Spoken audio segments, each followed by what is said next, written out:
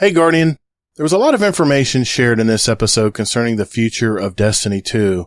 And at the end of the show, I'm going to share my final thoughts on all of this from Bungie. And I have a question for you all as well. And it might not be the question you think I'm going to ask. All right. Let's start the show. You ever wonder what makes a great gamer? Great gaming is not only about cheering on our teammates, but also being there to pick us up when we're down. Guardian down! Have you ever played Destiny with a fellow Guardian and thought to yourself, I wonder what their life is like? Questions like these spark conversation, friendship, and community. We're a Destiny 2 podcast that focuses on three things: community, news around the gaming industry and Destiny 2, and thought-provoking topics in the game. We're Guardian Downcast. Your stories, your community, your destiny.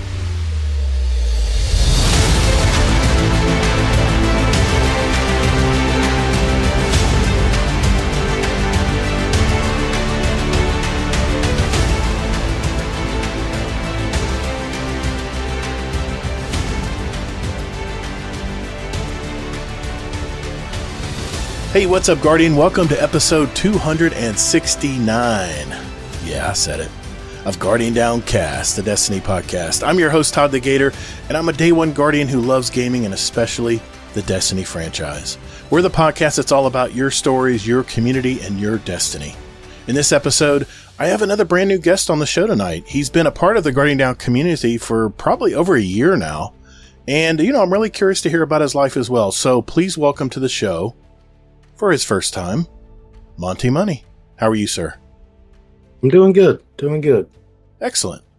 Well, on this episode, we're first going to catch up and hear more about Monty Money, his past gaming life, and his Destiny experience.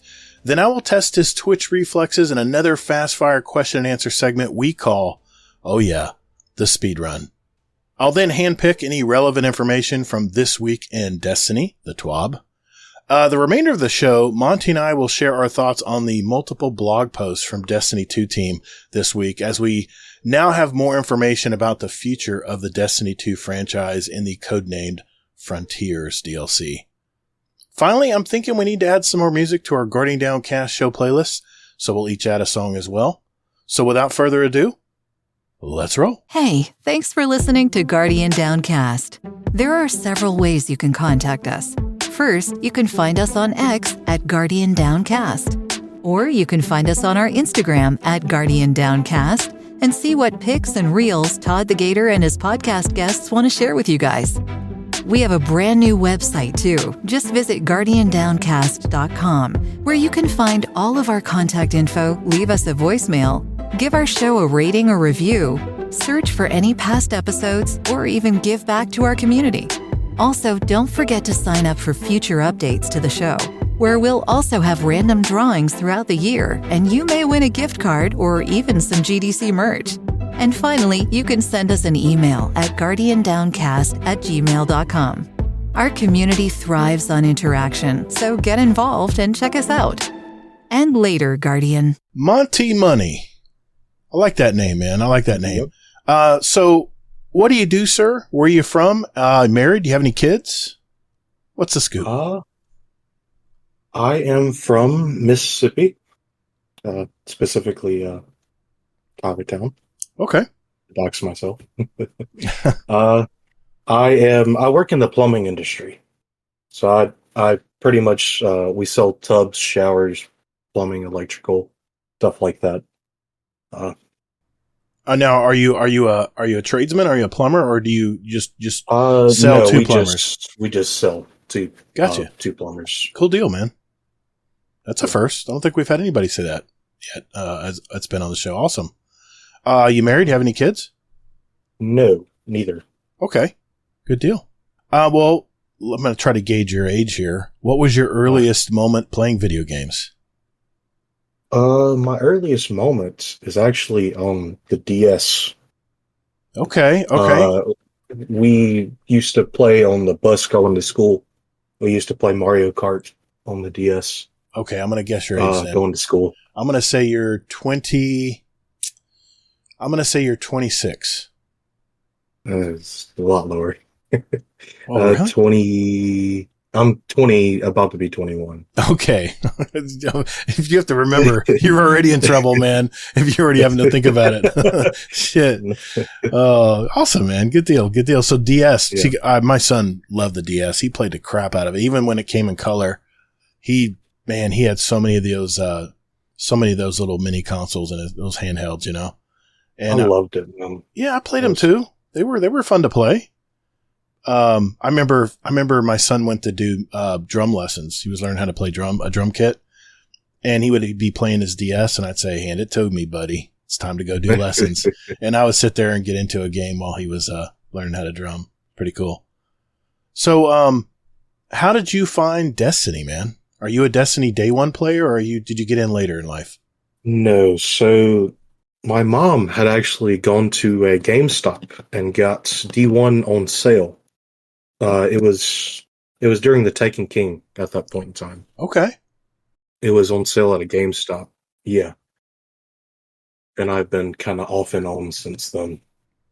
What is it about this game, man? What is it about Destiny that has you still playing it to this day? You know what? It's honestly the community that I've kind of, this community in particular, that I've kind of grown around a lot of friends and community. That's cool. I agree, man. Especially in thin times. And I know Rise of Iron, we had a whole year from 2016 to 2017 where there was nothing in Destiny 1. And, yeah, it was some lean times, but, community definitely having game nights and, even just playing Iron Banner on a weekend with your friends and stuff. That always made things much better. So, and we made our own content even, right? If we had to. Yeah. Yeah. Good deal. Well, speaking of Destiny 2, have you been doing anything this week? Have you jumped into Act 3 yet? Have you done the exotic mission for the Choir of One? I did the exotic mission, got my last refit, for the Choir of One. Oh man, you're all caught up. The only thing I need to do still is the specimen quest. I haven't finished the specimen quest yet. Yeah, I'm still working on those. For the seal. I'm at the point where I got to go run the exotic mission. I think I'm on week 2. I know there's 3 weeks of the campaign or whatever, the storyline, which I guess we're done with the storyline now, aren't we? So, yes. So next week jumps into those 3 weeks that we kind of just float along. That's going to be good for me. Of, Iron Banner looking like. Well, at least 2 weeks, right? No, wait a minute now. I know Iron Banner came this week and is next week. Does that mean the 3rd week from now we go into Act 2? I mean, is that when Revenant comes out? What was it, 25 days, I think? Okay, so we have a week downtime there still. Yeah. Okay. Awesome, man. Have you been able to play some Iron Banner this week? I don't know. I haven't. I still have to get my, I got lucky on my alt account. I got, the repulsor brace destabilizing rounds, Claws of the Wolf. I was like, I am all set for PvE. And then I got the perfect roll for PvP as well, but I've yet to get it on my main account. So I'm probably going to play this weekend just to see if I can get that to drop. Yeah. And there is a new shader, for this next act. I love that they put a new shader in. I've already prestiged it once, but, actually that's what happened. I prestiged it in Act 1 or in Act 2. And I still need to go one more prestige to get that shader unlocked. I love that Destiny does that. I love that Bungie does that they put that shader in there because it gives you something to play for other than just Engram farming, you know? Mm-hmm. Awesome. Well, what else you been playing? I saw that you're playing, Diablo 4. Yeah. So, shout out to Stalker. He, kind of told me about Diablo. And I got it free on Game Pass, so I decided to hop into it. Pretty fun. They've changed a lot in it. Yeah, I think I remember hearing they would every season. I don't know how long the seasons last in Diablo, but I guess after each season, everything resets. I don't know. That just sounded scary as hell. I guess it is a looter shooter, right? You're gathering stuff, but yeah, you're gathering stuff. I don't understand why they would reset stuff. I don't know. Anyway, I don't play the game, so I can't speculate on it. In fact, Soccer had a question for you. He said, when are you getting into Diablo 4? Then he goes, sorry, I meant to say Diablo just for Gator. Thank you, Soccer. That is the proper way to pronounce it, by the way. Diablo 4. Yeah. We had another question for you from Bell. He said, question for Montgomery Gentry. Where did you happen to find those lustrous Johnny Cash tones in your voice? Asking for a friend. Wink, wink. Oh, well, I was born with them, right? I swear, if you say you were born on the bayou, I'm going to just break out laughing. No, I was born in Mississippi. Oh, okay. I do go to the bayou a lot. Okay. Fair enough. I do.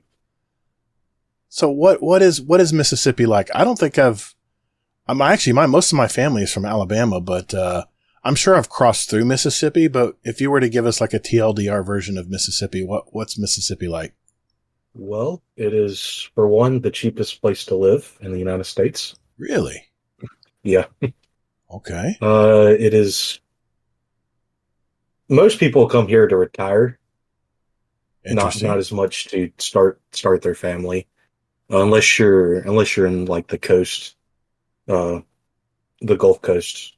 Well, yeah. So I was going to ask you if you're usually the retirees like to go to the beachside communities. Yeah. Okay. It's like Florida. We're like surrounded by beaches. So. Mm-hmm. But where I live, it's pretty much just like extended version of Louisiana. Pretty much. Okay. I mean, is it pretty natural everywhere, or is there big cities? No. It's pretty natural, pretty green. I live in a very small town, so okay. Yeah, it's pretty. Not very, unless you get up to like Oxford, up there, Starkville. Then you get your bigger cities, but around here it's not too big. Okay. All right. Small towns. Is there sorry, I'm bouncing all over the place tonight. Going back to gaming, is there a gaming memory you have that puts a smile to your face, maybe from your past? I know that's not long ago, but sorry, yeah. I'm jealous of your age. Any memory come to mind where never forget?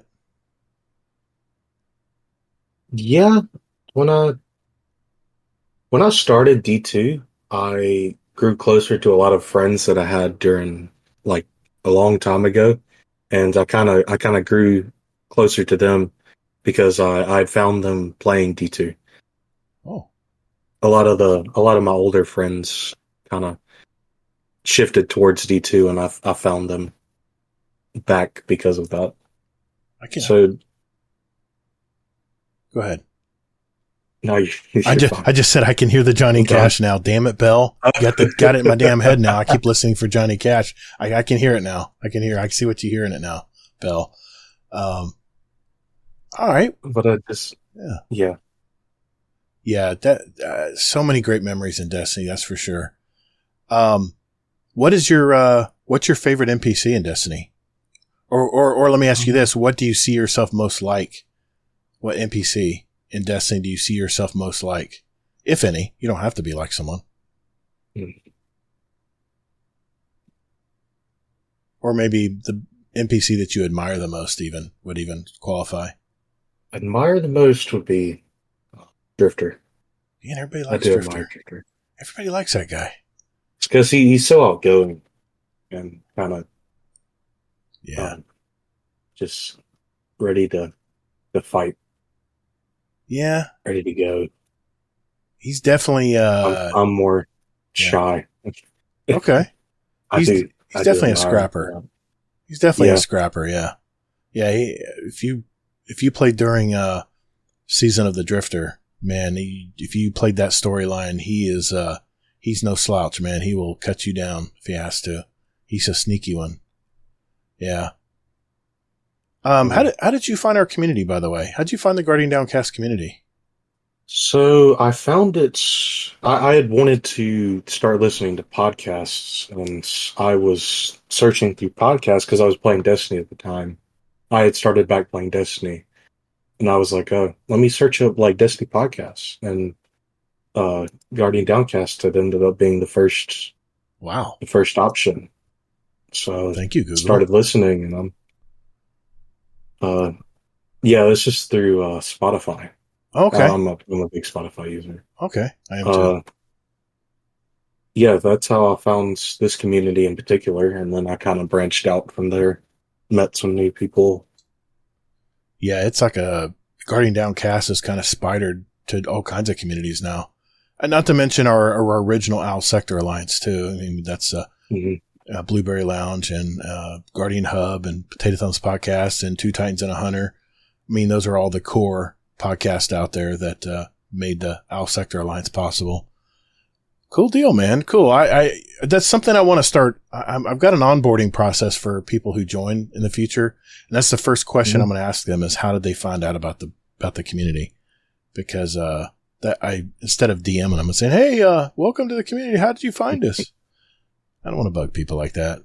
Are you a Titan, Hunter, or Warlock main? I am a Hunter main. Fair. As long as you don't say Titan, that's good. Sorry, Moose. What is it about Hunter that you like the most? Why choose that class over the other two? I like the kind of running gun type play style, like high DPS, kind of like glass cannon, pretty much. Okay, I'm a very glass cannon type hunter. so I'm guessing you're. I like to see high numbers. So I'm guessing you're a golden gun user. Yes, I am. I do love Solar Hunter. I do love Solar Hunter. Yeah, It's fun. It's fun wielding a golden gun that glows with fire. Can't beat that. I play all three, but I do like the solar subclasses with Hunter, but probably the Blade Barrage, or as one of my buddies a long time ago would say, Blade Barrage. I always like that one because I play a lot of Crucible, and I like to shut down someone who comes at me. It is very good at that. Even a Titan, it would be a slam for a Titan for me because I want to be able to just activate the super and shut down another super or whatever group would be running at me in Crucible. I always think that way, but probably not the best DPS overall compared to the Golden Gun and the Last Hunt. Yeah. Sniper rifle and stuff. Looks really good. Yeah. I haven't used it in a while. Yeah. It is good though. I really need to practice more with my Hunter and Titan.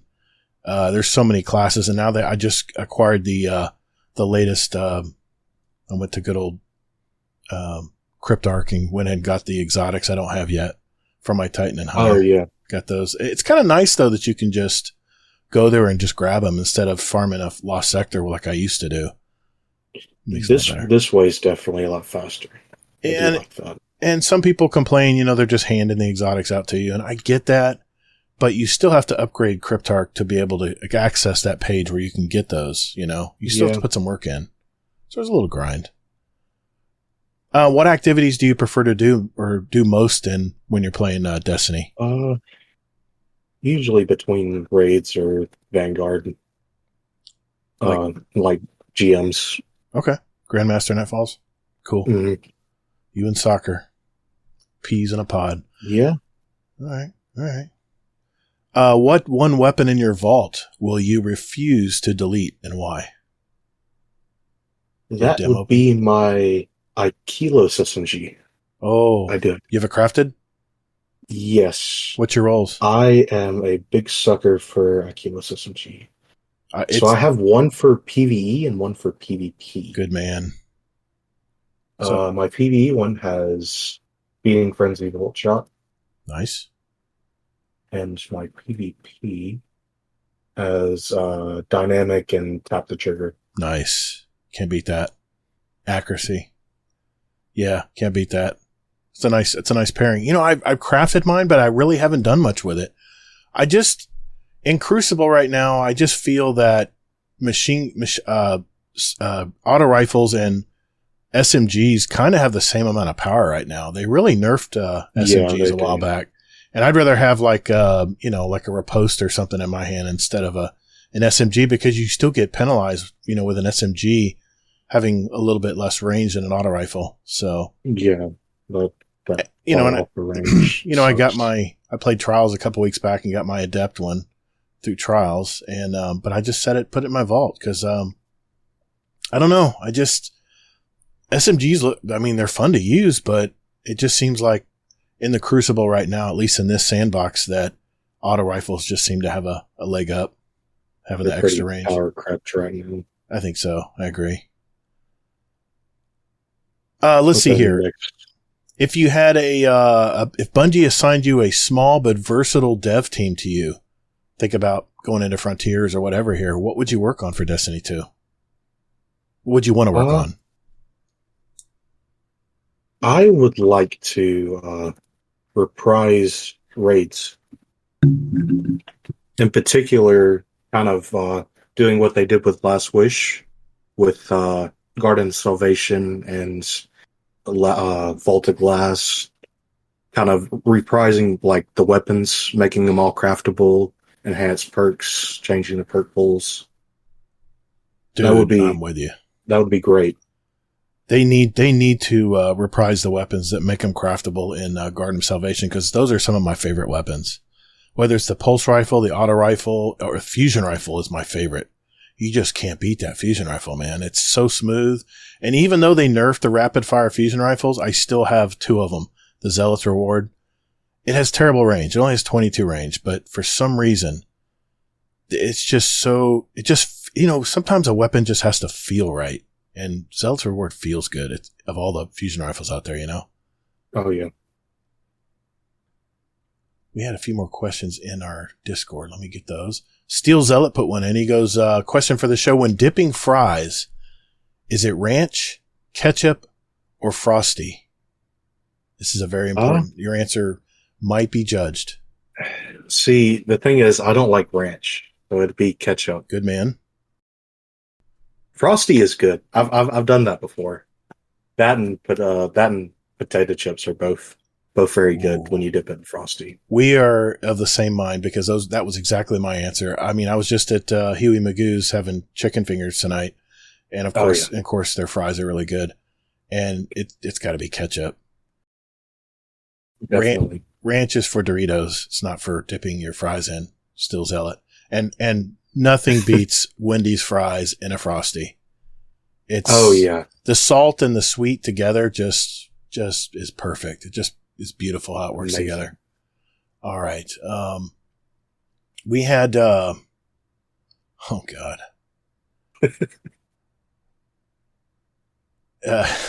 Oh shit. All right. Zombie Pops had a question here. He goes, when are we doing this Guardian Downcast versus Blueberry Lounge raid? I usually raid weekly with the Blueberry Lounge, and definitely think that they would stand a chance. Also posting this question on their show questions. So actually this came from the raid, the European raid contest. Oh, the UK raid race. Yeah. So I posted in the chat, GDC versus BBL raid race. Oh, you gave me the idea. Gotcha. Yeah. Nice. I think it'd be great, because I raid a lot with the BBL guys. Yeah. I think it'd be a fun time. They're mainly PvP guys over there, but that would be fun. I think we have grown as our community has grown. We have some really good raiders out there, man. We got some really good raiders in our community. I would say that'd probably be a fun competition. Sadly, I can't do anything right now. My business is just too crazy. But that is definitely something, maybe a possibility later on in the year. I'd entertain that. Yeah, I would definitely entertain it. Maybe bring Fudd back, and me and Fudd can do another commentary. Yeah. That was great. Hey, speaking of which, I wanted to give a shout out to Elmer Fudd Games. He invited me to co-host the real UK raid race this last weekend. I had such an awesome time, doing the commentary on the 3 teams that were competing. The theme was 3 raids, 3 teams, 3 hours. And they had to start with The Last Wish, then King's Fall, and then they had to finish with the Crota Returns raid. And congrats, by the way, to Team 3. That was 5 Guardians and a Hades, which was average Destiny 2 player, Heyoka, Smurf, Nerf Herder, and Technical. And, of course, that Hades guy. I don't know who that guy is, but I tell you what, though, this was a really fun raid race. The team really started slow. They got hung up at the Riven Cheese and then Queen's Walk. They had to reset several times, and I was a little worried about them. But somehow, once they cleared the Last Wish raid, they just I noticed they sat in orbit a little bit longer than most. I think they just kind of refocused. They came, and came all the way back, and within minutes of the second place team was able to win the raid race. So well done, gents. And again, congratulations. Thanks also to the Britcord. This is our British UK Discord for planning everything for Fudd and I. And like I said, we both had a great time doing it for you guys. And if you did not see the live stream, by the way, you can find it in the Elmer Fudd Games on Twitch. That's capital E, F, and G. And that's 2 M's and double D. I think it's in his Twitch replay right now on his channel, but he also has a YouTube channel the same way, the same name. You can find it there. And, yeah, it was pretty hilarious. I might have been a little drunk by the end of it, by the way. So I tend to do some dumb stuff. I think I sang a song and did some dips on my one of my workout chairs in here. I don't know if I remember doing that, but, Hey Gator, dude, amazing stream last night with Elmer Fudd hosting the UK raid race. For you chaps are involved in it, boys, well done. Hats off. That was some really good stuff. Never done anything like that before. And what a night! What a really good night. It was a lot closer than it originally felt. That's for sure. Congratulations to the team that Hades was on. I can't remember the whole team off the top of my head, but well done, lads. That was impressive stuff. Really, really good fun.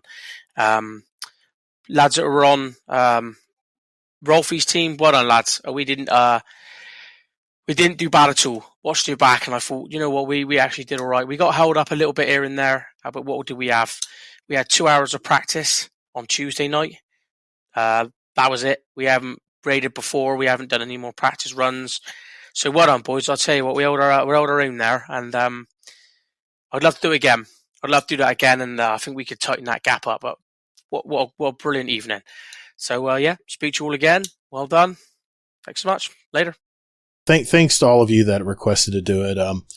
For the most part, I kind of took a week off from Destiny 2 this week. For the most part, it's not because I didn't want to play. It's because I've really been trying to finish my Crucible series that I've got coming out soon on my YouTube channel. Us old timers and PvE mains that really, always tell people, Crucible, that's really not my thing. And, just never really got into it. Well, I've got a series of 5 videos where I'm trying to coax the old timers or the ones out there that really never got into Crucible. And it's just things I've learned from 9 years of playing PvP and Destiny. And I'm just finishing up the 5th and final video right now. And I'm going to have it like in a playlist where it's called like the Crucible Toolkit or something like that. I haven't decided on a final name yet, but it'll be in my Todd the Gator channel. I did get like I said, I got some of the remaining exotics for my Titan and Hunter. I've also been jumping back into the Paleheart. I collected my 10-year anniversary armor, and I'm just now trying to get that Legend title and seal, which I will get that. It will be mine. I mean, come on. Legend? I mean, it does look great. That's the best title you can possibly have on your Guardian. I tell you what, though, I don't know if you did this, Monty, but, I did play the Call of Duty Black Ops 6 beta this past weekend. It was free to everybody. And, oh yeah. Yeah, it's just kind of the same old Call of Duty I remember, but, I tell you what, I'm a little irritated because I was hoping they'd have the zombies open, but, that's what I'm really going to get back into the zombies. But, I'll probably jump into some multiplayer as well. If enough friends want to jump in and play it. It's something I promised myself this year that I was going to try more games. So, I also purchased Warhammer Space Marines 2 game. I haven't played it yet. Yeah, I just downloaded it. It was just available to play on, later part of this week. I didn't pay to play early. I mean, give me a break. I also saw Sony's live stream about its new PS5 Pro, and I really don't know how to feel overall about this, but as a Sony fanboy, I've kind of always bought the Pro versions of their consoles, but at $699 plus $30 for the stand and another $50 for the Blu-ray disc drive, it does give me some pause. But are you a Sony guy or are you a Xbox guy? I'm an Xbox guy. Okay, you're an Xboxer? Okay, cool. Yep. I mean, what do you think of this price point? You think they're going to sell any of these at this price point? I wouldn't. I would be very, very driven away from it. Well, there's been a lot of videos, saying this is ridiculous, this is a scam or whatever, but I did some research on this, and here's the problem I have, Monty, is I've got a day one PS5 right here sitting next to me. It only comes with a 1 terabyte drive, and once you get all the operational software synced on it, you only leaves you with about 750 gigs of data for your SSD drive that's in it, which is really nice. Mm-hmm. It's super fast. But I was looking around. I need to upgrade it to at least a 2 terabyte so I can hold more games. Cause I don't know about you, but every one of these major games like Call of Duty or this Warhammer game, I got No Man's Sky. I've got Destiny 2. I downloaded Fortnite because Fudd wanted me to play some no-build Fortnite with him down the road. And I'm like, okay, I'll go and download it. It's free to play. It's like 60, 70 gigs. I'm like, oh my God. I had to make, when you do that little musical chair shuffle, it's like, well, I'm not playing this game this week, so I have to take it off the hard drive and then reinstall it later. And I'm just over it, man. So reinstalling. Exactly. I call it the musical chairs game. And I did some research though. I wanted to see what a new SSD that would fit my PS5, what it would cost. And going from the 1 terabyte it's in it now to a 2 terabyte SSD is about $275. And that's not the ultimate price one. It's like a middle of the road, like best overall from what I researched. So if you think about it, I paid $500 for the PS5, add $275 to it, and you're over $699 already. So the one thing I did notice is the new PS5 Pro, it does have a 2 terabyte drive in it. So for me, I'm probably going to get one. I don't know how soon, but I'm probably going to get one because I'm going to spend $275 anyway to get a bigger SSD drive alone. Yeah, might as well get a more powerful. Apparently the GPU is stronger. It runs, the SSD runs about a third faster. And it basically, it just renders things so much faster. And, also it's got some built-in AI processing in it. I think it's kind of like that, DLS that a lot of new technology has in it. Yeah. So it's supposed to pick up on and analyze every pixel of the picture and supposedly re-render it for optimum smoothness or whatever. And that's just a bonus for me, man, because I'm already over $750 if I upgrade my PS5 that doesn't have that stuff in it. So I'm probably going to get one, and I know people are just like laughing right now, but if I'm having to spend $275 to upgrade my SSD, then why not just get one that already has a 2 terabyte one in it and all these extra, bonuses and stuff. And I realize that, yes, it's only on select games, but it might future-proof it a little bit, at least until the next PS6 comes out. So I might have it long enough where it would reap some benefits. I don't know. The one thing I was disappointed is they didn't show any new games on it. They showed old games that have been redone by their in-house studios. So time will tell. I'm not in a hurry to get it, but I'm probably going to pick one up because I'm already having an issue with storage on my, and yes, I know you can get extended storage, but that costs money too. I've already got extended storage for all my PS4 games on a spinning hard drive. And, it's like, I think it's 4 terabytes, but that wasn't cheap either. That was at least $150, I think, for that. What console do you use? Are you in a Series X? I have a Series S. The S. And I've But heard, I had the same issue with storage. I had to get a 1 terabyte add-on for mine. do you miss not having the disk drive?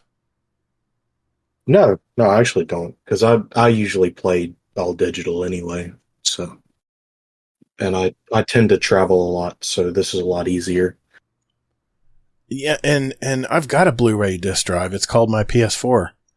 It's in the other room, so I don't really need another one. So I don't care that it doesn't come with a disc drive. I'm not paying $50 for that. I already got a PS5 here with one in it anyway.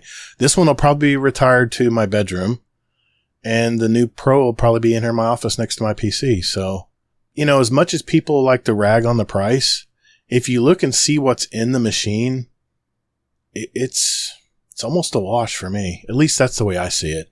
I know a lot of people are like, that's just nuts for a console. I mean, I can get a computer for to get a really decent computer, you're going to have to pay double that. I'm sorry.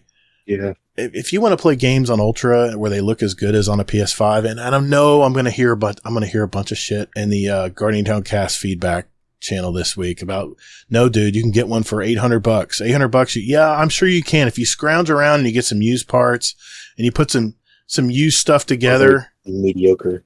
Well, even then, let's just say you get lucky and you find some really good parts for cheap that are used. I don't trust motherboards, man. They fail. I've had a couple fail on me already, and I'm very suspicious of any used parts I put in my computer, unless I know, who's using it. You know, if it's a friend of mine who I know really takes care of his computer, then I might make an exception. But yeah. Anyway, sorry I dominated the conversation here, but no, you're fine. do you watch any shows or TV or stuff like that? I have started watching the Rookie on Hulu. Okay. I'm really liking it. I'm not much of a TV person. Okay. I fell in love with it. I never saw The Rookie. I know it was a pretty good show, but there's just so much to watch. There are shows. There's just a few things I've been watching. No movies this week, by the way. I'm going to see Beetlejuice tomorrow, in fact.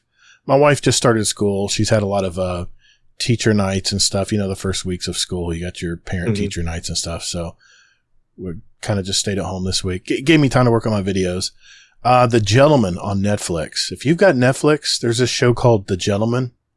It's a Guy Ritchie deal. And Guy Ritchie, if I did a review on a movie called it was a World War II Nazi movie, but Guy Ritchie did that one. It's very much the same flavor. Ungentlemanly Warfare. That was it. I don't know how I just thought of that because my mind is always mush. That was such a great Guy Ritchie movie. And if you like that kind of movie, like dark humor, like serious but humorous, The Gentleman on Netflix. I just finished, I think it was 8 or 10 episodes. Really, really good. Rings of Power, season 2. I'm doing that, but I don't know if you're into Metal Gear. Not Metal Gear, but it's called the Grand Tour. The old British car guys who had that English TV show where they would test drive these exotic cars and stuff. It's not Metal Gear. That's a video game, but Top Gear.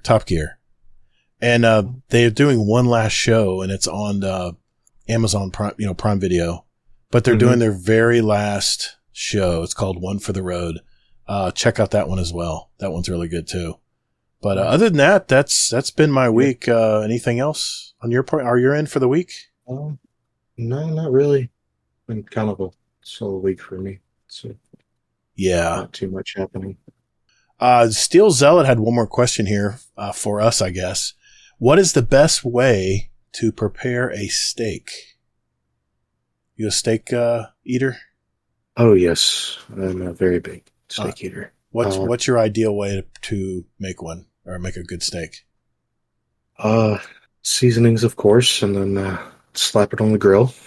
There you go. And put some garlic butter on it before you put it on there. That's a good idea. And then you got to cook it to medium rare. And then you got a great steak. See, the way I'm not a big griller, but what I usually do is I try to get the grill really hot, and I try to get that initial sear on both sides, get that grill mark into it really good. And then usually I'll cook it to a medium rare. I like mine medium. but I'll take it off at medium rare and I'll just let it sit there and cook on the plate. Let it cook itself. Yeah. Let it settle and kind of let it kind of finish. And it's just perfect. My wife bought me some New York strips for my birthday, and I've still got 2 of them in the freezer. Now, I'm probably going to grab one. I'm hungry now.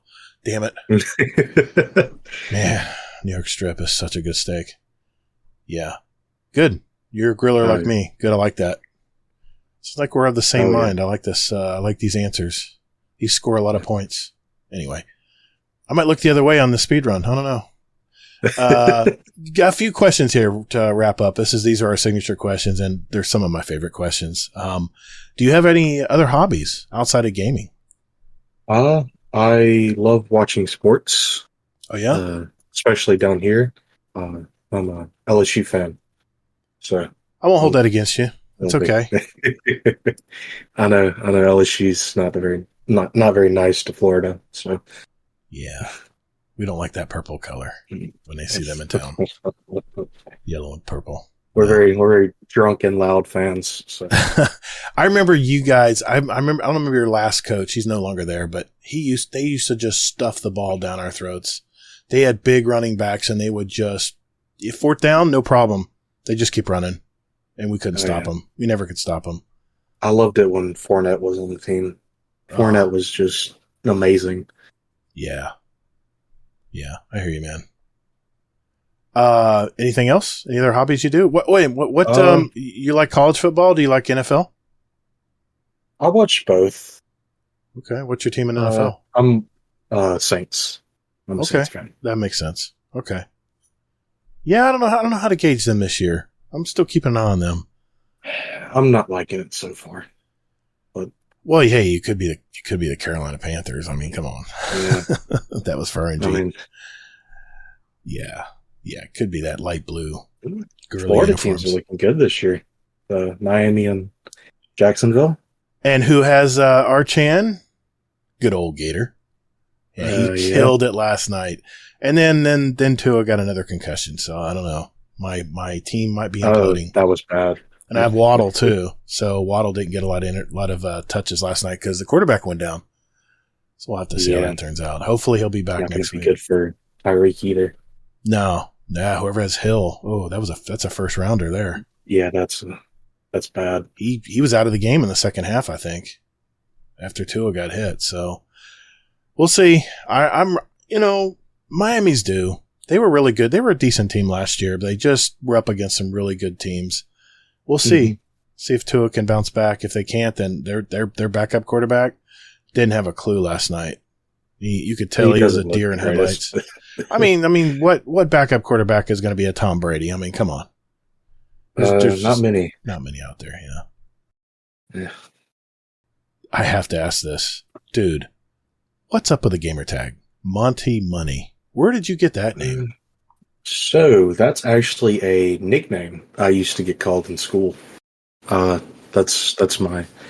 So Monty is short for Montgomery, which is my full name. Oh, okay. Okay. And then they just added on Money because it was cool. I like it. It's a cool name. Yeah. Yeah, I first saw you come in the Discord. I'm like, Monty Money, what's this guy about? Monty Money. I mean, he caught my attention. It's a cool name. That's cool when your real life nickname you can use in your gamer tag. Oh, yeah. Makes it real easy when people are trying to talk to you, right? Nice. Yeah. One of my favorite questions is, do you have a motto or mantra that you live by? Not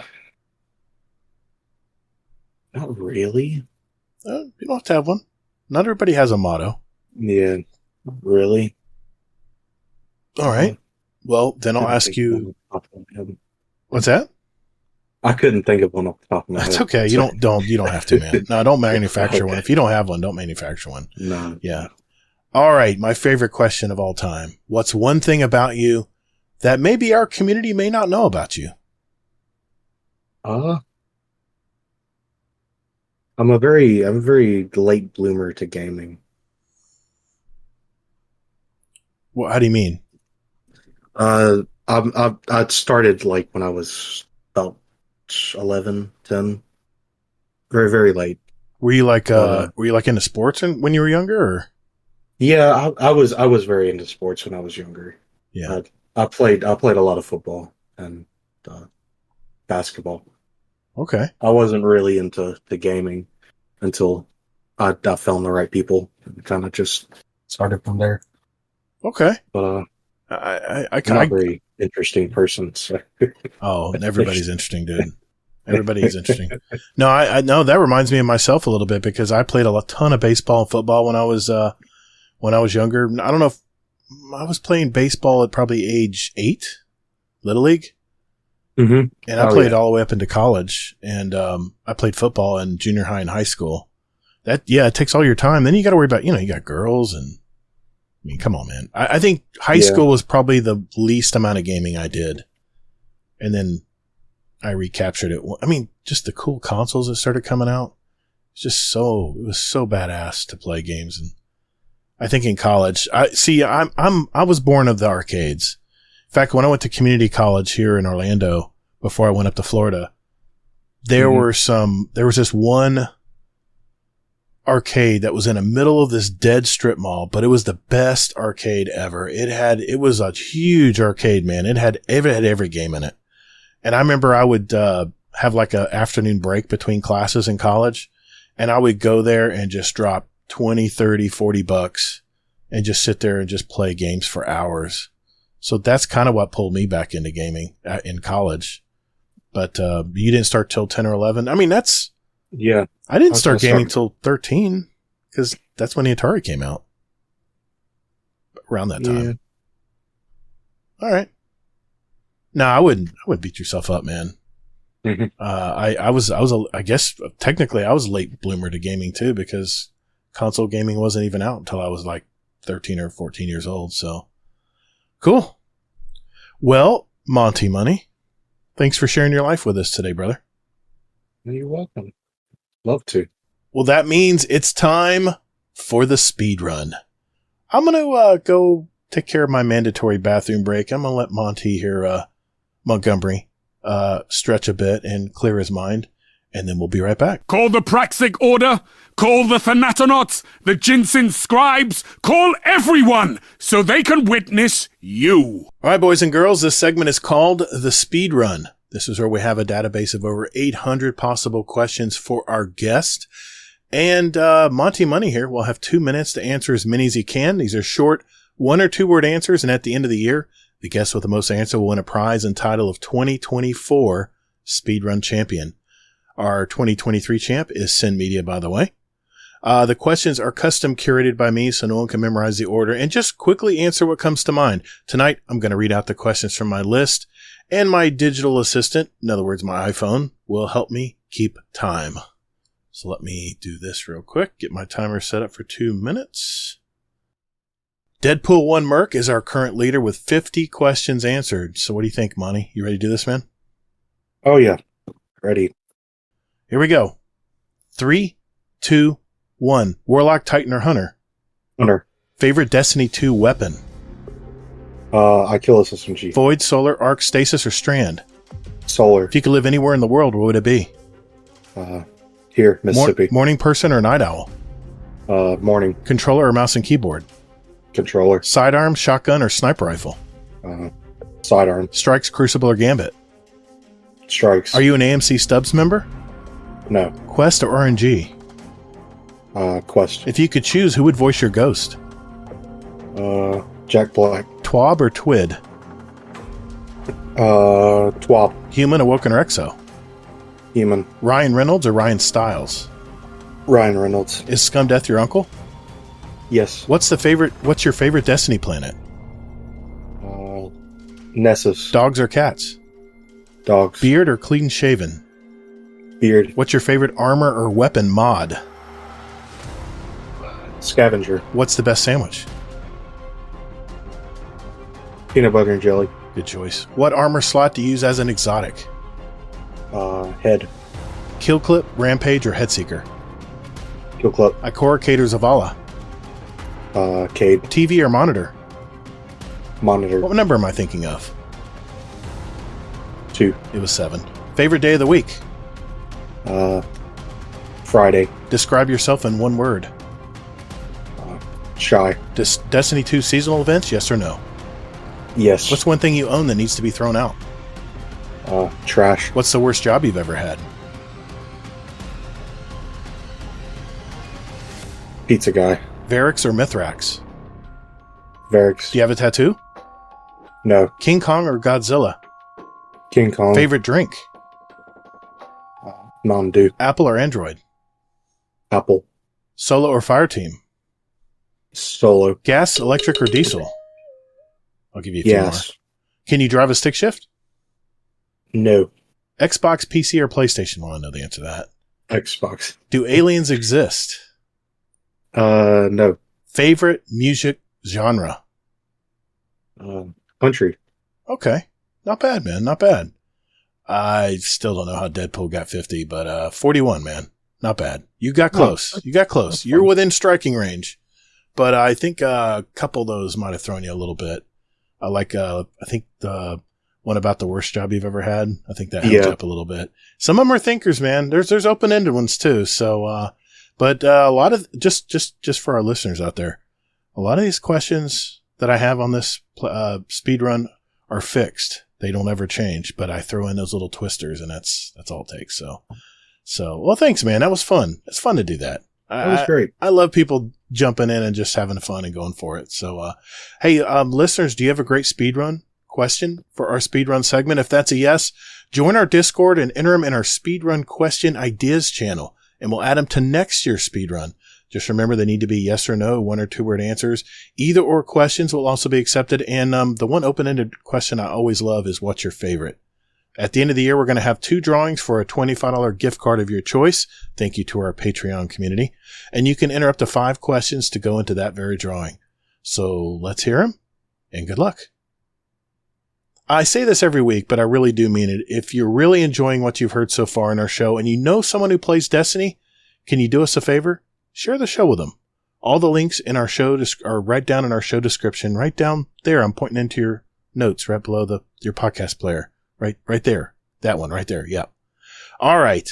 That means it's time for This Week in Destiny.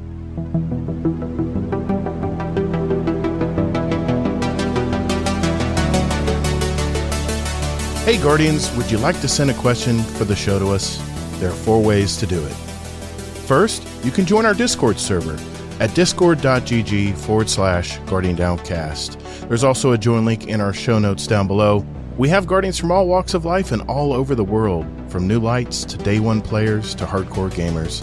There's also a channel labeled Podcast Questions where you can type in your question for the show. So come hang out with us. You can also email us with your question at guardiandowncast@gmail.com, or we also occasionally post about our upcoming show and guest, and you can respond there with your question at Guardian_D_cast is our X handle. Finally, you can send us a voicemail with your question at guardiandowncast.com, and we might play it on the podcast. Think of it as talking with us right on the show. Thanks for listening, and later, Guardian.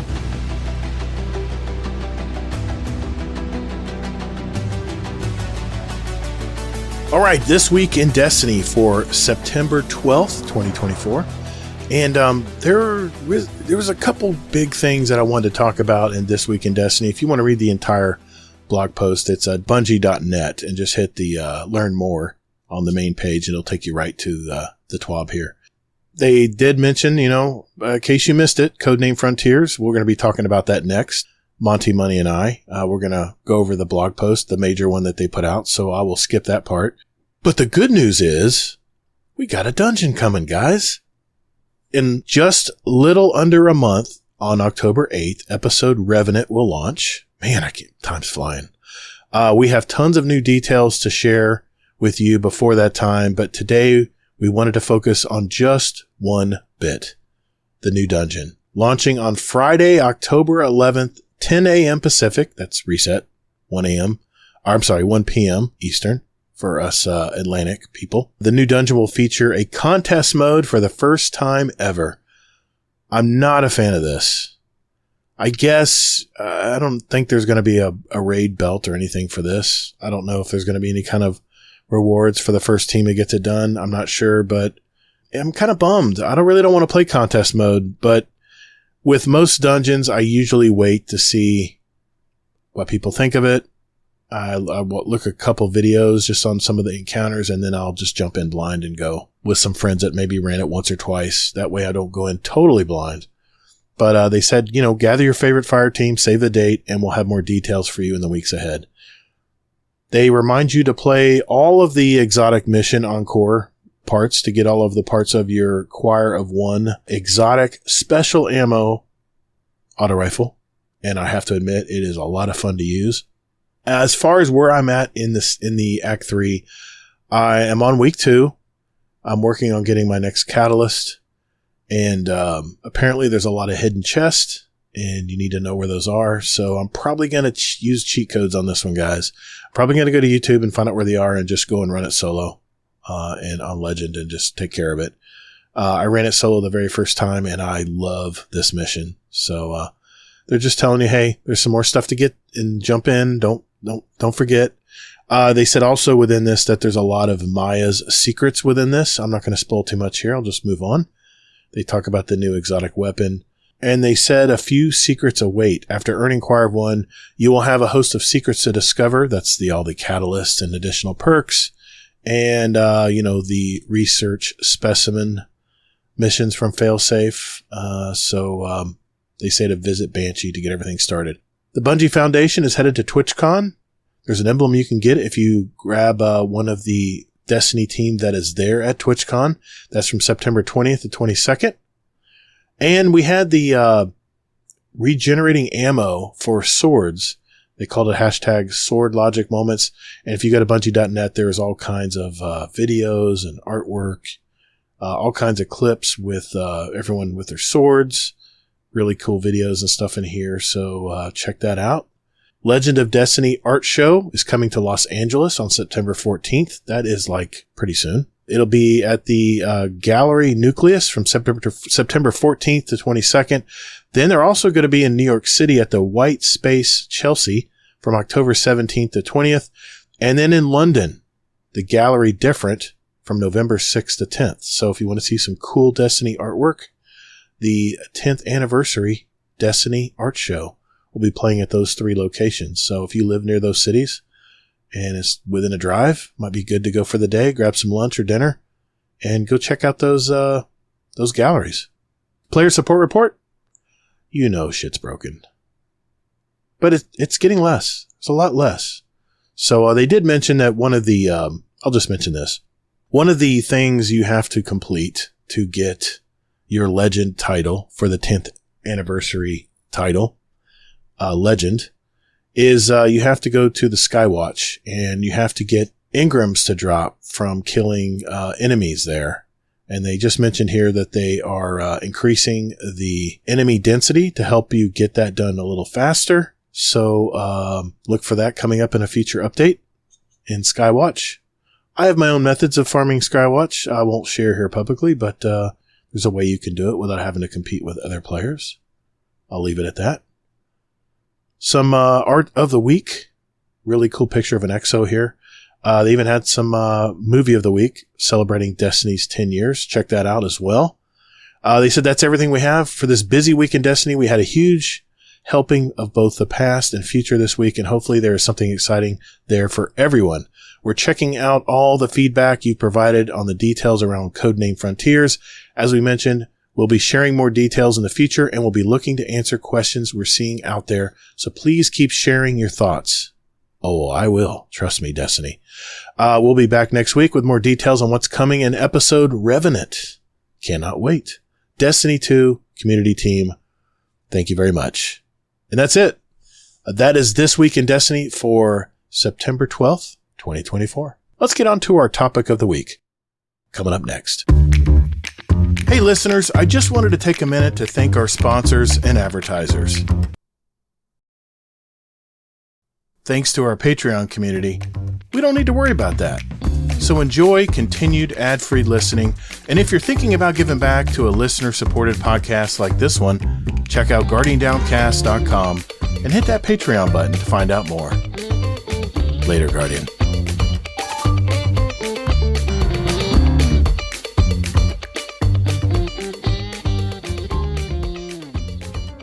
All right, for our topic of the week, it's very obvious.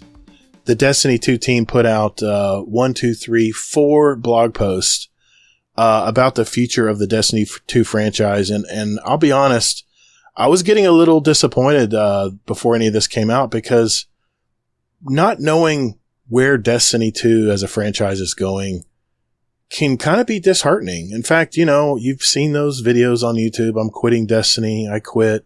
Destiny's dead, blah, blah, blah. But what I wanted to do here, Monty, is I'm going to read a couple information areas here. Not verbatim, but kind of paraphrase a little bit, and then we'll get into it, okay? Sound good? Yeah, sounds great. All right, they start off by saying, paving the way for the new frontiers. Today marks the 10-year anniversary of Destiny. This came out, by the way, on September 9th. We set out in 2014 to do something new and different for our studio. We've conquered the Witness, looted dungeons, ascended the lighthouse, and more. Now we look to the future. We're plotting our course to the stars through codename Frontiers. We closed the door with the final shape, but we are opening a new one. And a weird one. An exciting one. That takes Destiny to places it's never been before. We're building this feature now and are excited to share you a glimpse of it today. So what they did is they actually put out a roadmap, which Destiny hardly does this anymore. But I'm just going to read quickly what this roadmap says. It says the roadmap lays out our plan for year 11 and beyond. This is 2025, with some exciting changes to our annual model. They're going to have 2 expansions per year, but they're going to have 4 major updates of free content every year. Over the next few months, we'll be sharing more info with you on Codename Frontiers, which is how we are describing major innovations coming to Destiny over the next few years, starting with our next expansion, Codename Apollo. We have several dev insight deep dives going live today, and we'll continue to add more to this list over the weeks and months to come. Today we have Tyson Green, the game director for Destiny 2, and Allison Lures, the Destiny 2 narrative director, diving through some of our future plans for Destiny 2. Our goal is to be more transparent in our communications with you, but this means sharing our work more frequently, even if you see our mistakes and false starts along the way. So please remember that our roadmap and plans are subject to change as we get deeper into development. Ultimately, this is your game too. We want you to see more of how it is made and why. If you take away nothing else, it should be this. We're excited for Destiny to change and improve in ways that allow it to keep evolving in the future. So what do you think, man? 2 major expansions per year instead of 1 giant one, and 4 major updates for free. What do you think of this, man? Better? Worse? I think it's better, because I feel like the kind of big every year expansion is kind of getting stale at this point. So them kind of switching it up is good to me. Means they're trying something new, which is good. I agree, man. I mean, the big giant expansions, we'll go back to Final Shape here, which kind of was an anomaly because it was the wrap up, right? It was probably I would say arguably their best, major expansion to date. And, they usually have a raid built in. Mm-hmm. And let's go back to Lightfall even.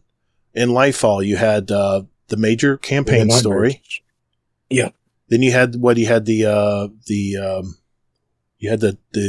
Ron raid, Root of Nightmares. Root of Nightmares raid, which arguably was too simple in some people's eyes. I thought it was a good raid. I think their approach there was to get more people to try raiding, so they didn't make it too complicated. You could argue that they might have cut a few corners and just made just to get the raid out. But I quite enjoy Root of Nightmares. I've always enjoyed that raid. I like to use it as a kind of a learning point for a lot of people, to get a lot of people into raiding. Still don't have the conditional finality. Every person I took through it for the first time, I think, has gotten it except me. So I'm not bitter at all, especially since I play Crucible and it'd be nice to have. But I'm not a shotgun user anyway, but yeah, I mean, so you would come out with the major campaign, people would play through it, which is usually about 8 hours, right? About 8 hours of content. Yeah. Then we jump into the first season, and then we'd have 3 additional seasons after that, about every season of the year, right? So yep. It sounds like they're going back to that. I mean, the one thing I noticed here, do you hear episodes anymore? No. I think they're completely doing away with episodes. Yeah, man. I think they just said, Lures goes into it a little bit more here, but I'm looking at this roadmap. I'm looking at expansions. You're going to have new stories, new locations, new missions, new weapons, new gear, new raids and dungeons. And that is plural, by the way. I don't know if anybody picked up on that. On the seasonal updates, these are the free updates. They're going to have new and reprise activities, new gear and artifact mods, new modifiers and challenges, new sandbox meta. Oh, always love that, especially in Crucible. Not. And new events, which I'm guessing this is probably the seasonal events they bring around. Yeah. Rewards Pass is going to have exotic weapon and ornament, legendary weapon and armor ornaments like they always have been. Gear upgrade resources. This is your prisms and cores and all that stuff that you need to craft stuff. Cosmetics and more. So it sounds to me, Monty, like they're going back to the Lightfall years, going back to that model, right? Yeah. Mm-hmm. Well, maybe not, because even in Lightfall, there was one major expansion, and once you ran it, then you pretty much ran seasons the rest of the year. But I like what they're doing here. Different. They're breaking it up into 2 parts per year, and granted, they're probably not going to be as big as the big major expansions, the big storylines. But what do you think? I think they were saying it's supposed to be kind of like Shadowkeep level expansions, which is good. It's only upper end, I think, of what they could have done. Definitely. I mean, I'm trying to remember Shadowkeep. We saw the pyramid ship at the very end. I think it was pretty short. It wasn't. I want to say it had like 8 missions, maybe. Was it 8 missions? Yeah. Definitely shorter compared to all the rest. So would you rather have like a 15 mission to 20 mission story once a year, or would you rather have 2 8 mission expansions? I mean, I guess that's what they're asking here, right? Yeah, because we haven't seen the 2 having 2 expansions per year, so I guess we wouldn't know yet. Well, I'm trying to think back in the Warmind, and I think they've always had one big and Osiris. They've had like one. I'm trying to think. One big content drop, and then just smaller stuff from there, like the seasonal stuff. Yeah. Well, looking at the roadmap here, summer 2025 is the major update. They're naming that codename Arsenal. This is under the Apollo expansion. Yeah. Fall 2025, another major update, codename Surge. And then they have underneath there, it's going to be a reward pass for each of those things as well. So that's a new seasonal track. And then winter 2025, there's going to be another major update and rewards pass to go with it. And then spring of 2026, the last major update with a new reward pass track as well. I don't know. I think this would be enough to satiate my curiosity for Destiny. And I think what this gives me time for is to maybe have another major game that I can be playing as well, whether it's Black Ops or zombies, or maybe I get into No Man's Sky more. Well, the thing is, this is coming out about the time that GTA 6 is coming out, I think. If it's not delayed. Yeah, if it's not delayed. I've heard rumors that it's going to be delayed, but it's not verified. But I will tell you this, if it's not delayed, that would be about the time. Yeah. That will be my major game then. Because GTA, I'll play all the past GTAs, and I never knew they would be as big as they were. But as the technology's gotten better now, and ray tracing and all these, everything is so close to photorealistic now. Mm-hmm. I'm really looking forward to GTA 6. I mean, they're saying $1 billion they invested in this game, which, if if you think about the money they've drawn out of GTA 5, that's a no-brainer. It's ridiculous. No-brainer, man. How much money they've gotten it on that. So, that being said, they did say a little bit more here. Want to make sure I shared this. They shared their vision for the future of Destiny 2. Tyson Green, comes back in here and says, my name is Tyson. I'm the game director for Destiny 2. I'm excited to speak today about our team's vision for Destiny. First and foremost, we still love Destiny. It's a unique and challenging game both for you and for us. I've personally been working on Destiny for 15 years and it still excites me creatively. That's good to know. There are not many games I could say that about. But at the same time, we recognize that it has become too rigid. Expansions have started to feel too formulaic and over too quickly with little replay value. See, this is what I was talking about. It's the fact that you blow through a story and you're like, what do you got? Yeah. What do you got now? You know?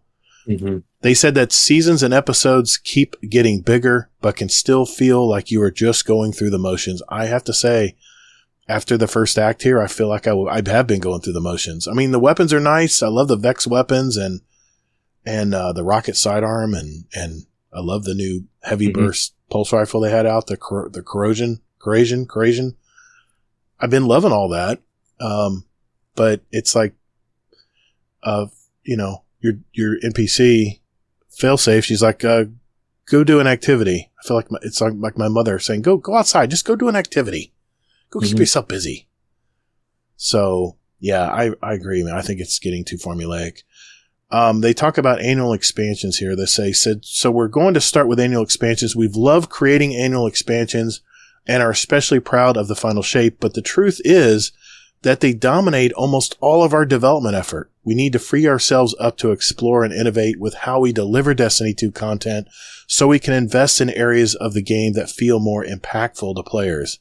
That is very nice to hear. Starting next year, instead of one big expansion, we're going to deliver 2 medium-sized expansions, one every 6 months. Each of these will depart from the one-shot campaign structure we've been using essentially unchanged since Shadowkeep, and each will have an opportunity to explore exciting new formats instead. Formats, you say? Okay. We are excited to try new things that challenge your idea of what the Destiny experience can be. We are actively prototyping non-linear campaigns. God, I'd love to hear that. Exploration experiences similar to the Dreaming City or Metrovanias, and even more unusual formats like roguelites, survival shooters. Each expansion will present a new opportunity to try something different. Departing from one-shot campaigns doesn't mean we are turning away from great storytelling. Going forward, we want to return the mystery and wonder that was woven into the fabric of early Destiny when the story felt ripe with possibilities and an epic sense of exploration and discovery. Great stories are as important as ever in our creative vision, and Allison will touch more on that below. So, okay, so reading that so far about the expansions, what do you think, man? What's your takeaway there? I'm liking it. I mean, I'm seeing that they're going to be experimenting with survival shooters. That's like zombies, man. That's right up my alley. Yeah. I like that non-linear type of play style. And on episode 265, Kingsley and I went down this road. We talked about having like something like Elden Ring, where the ship would crash and it would become more of a discovery type game. Mm-hmm. And he said, well, you still got to create content. I'm like, yeah, but it's not going to be on rails like a Call of Duty campaign. It's all on rails. You play it, you're done with it. Then you're on to multiplayer or zombies. But I thought it would be good and easier to maintain too, is to let everyone experience Destiny their own way, which makes it more of a discovery game, right? Yeah. So when they said non-linear story, and then when they talked about an opportunity to explore and discover stuff, a lot of keywords there, like Dreaming City, that got me excited, man. I mean, I still haven't found everything in Dreaming City. That's a huge world, man. I mean, so let's just say it's something the size of Dreaming City, and Dreaming City is enormous. Yeah, it's very big. That would be pretty exciting, you know? Yeah. Be very exciting.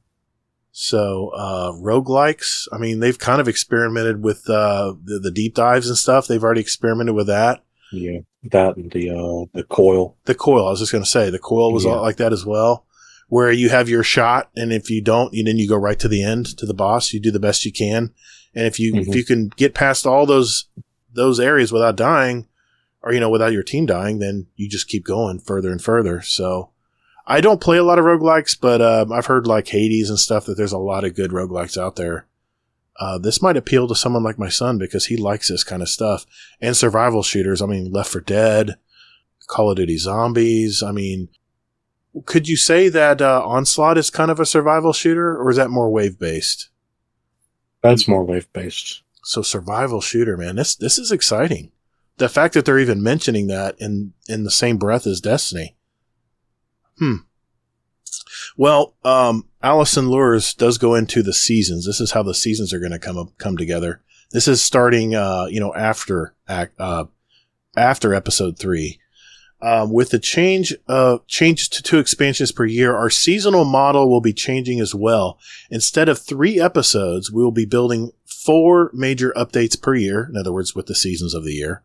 1 every 3 months. Each expansion will launch alongside a major update at the start of the season, and then a second major update will follow 3 months later to refresh the core game with new and reprised content, including activities, in other words, strikes, exotic missions, or entirely new modes like Onslaught. All new rewards like weapons, armor, artifact mods, exotics, and more. New weekly events. That got my antenna up. New features. I don't know what new features could mean. Combat meta and balance updates. Well, they're always every season, actually twice a season, they're always tweaking the sandbox, whether it's PvE or PvP. So that goes with that's kind of what they've already been doing already.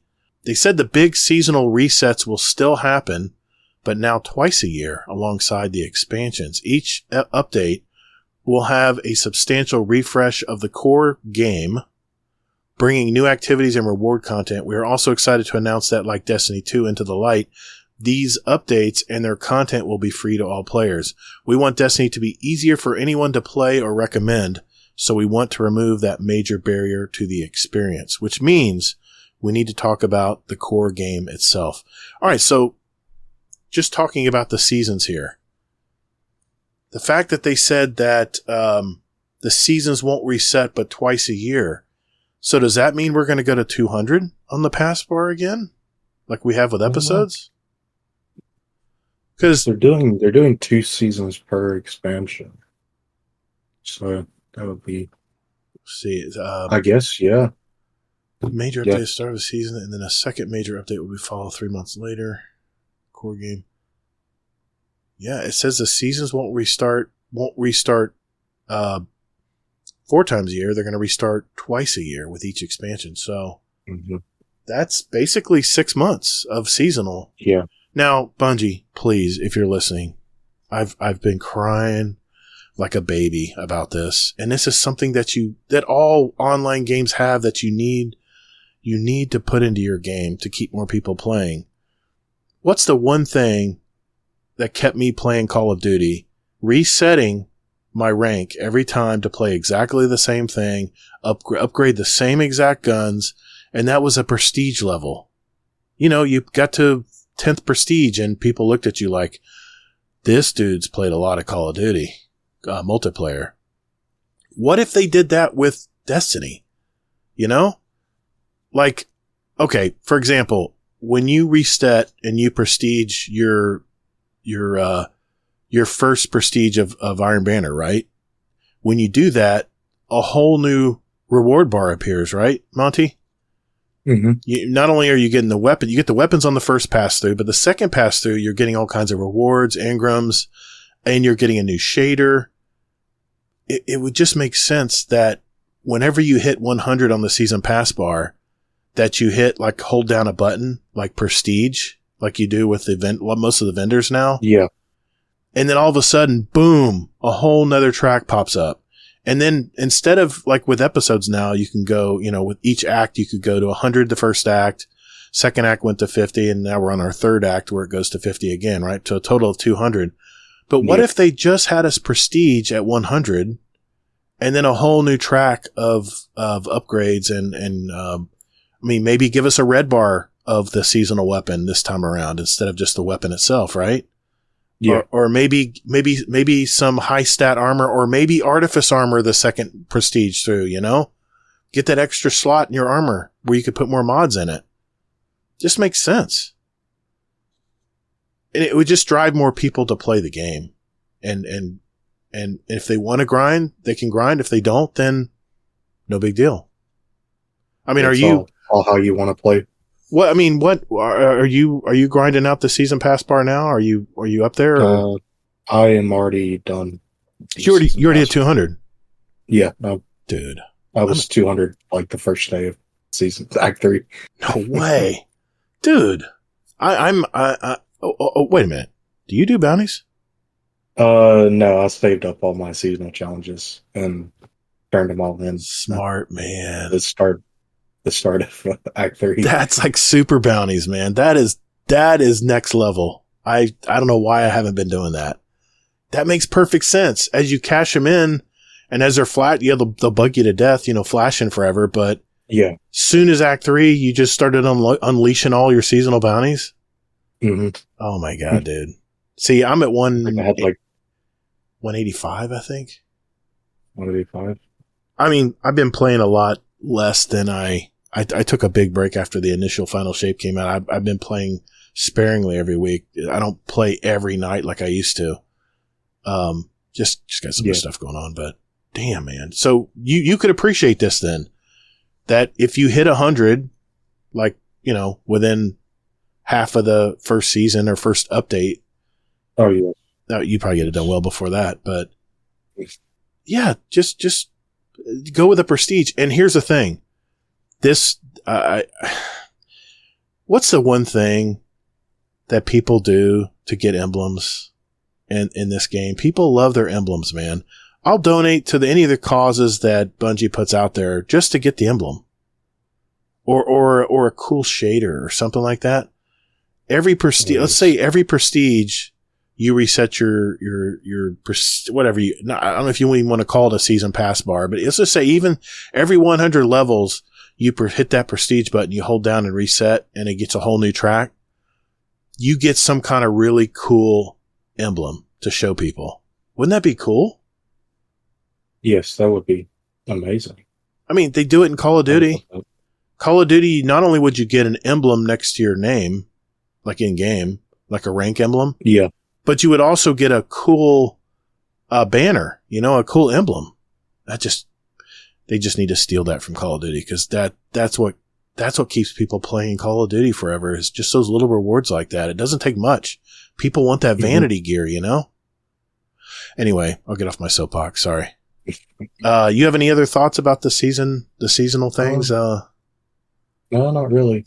I'm excited about the fact that they're looking into other types of game, like with the survival shooter or the roguelikes. I love that they did that in Season of the Deep and with the last season of Riven. Yeah, the Riven thing. Yeah, that was fun. I did all that. It's a lot of fun.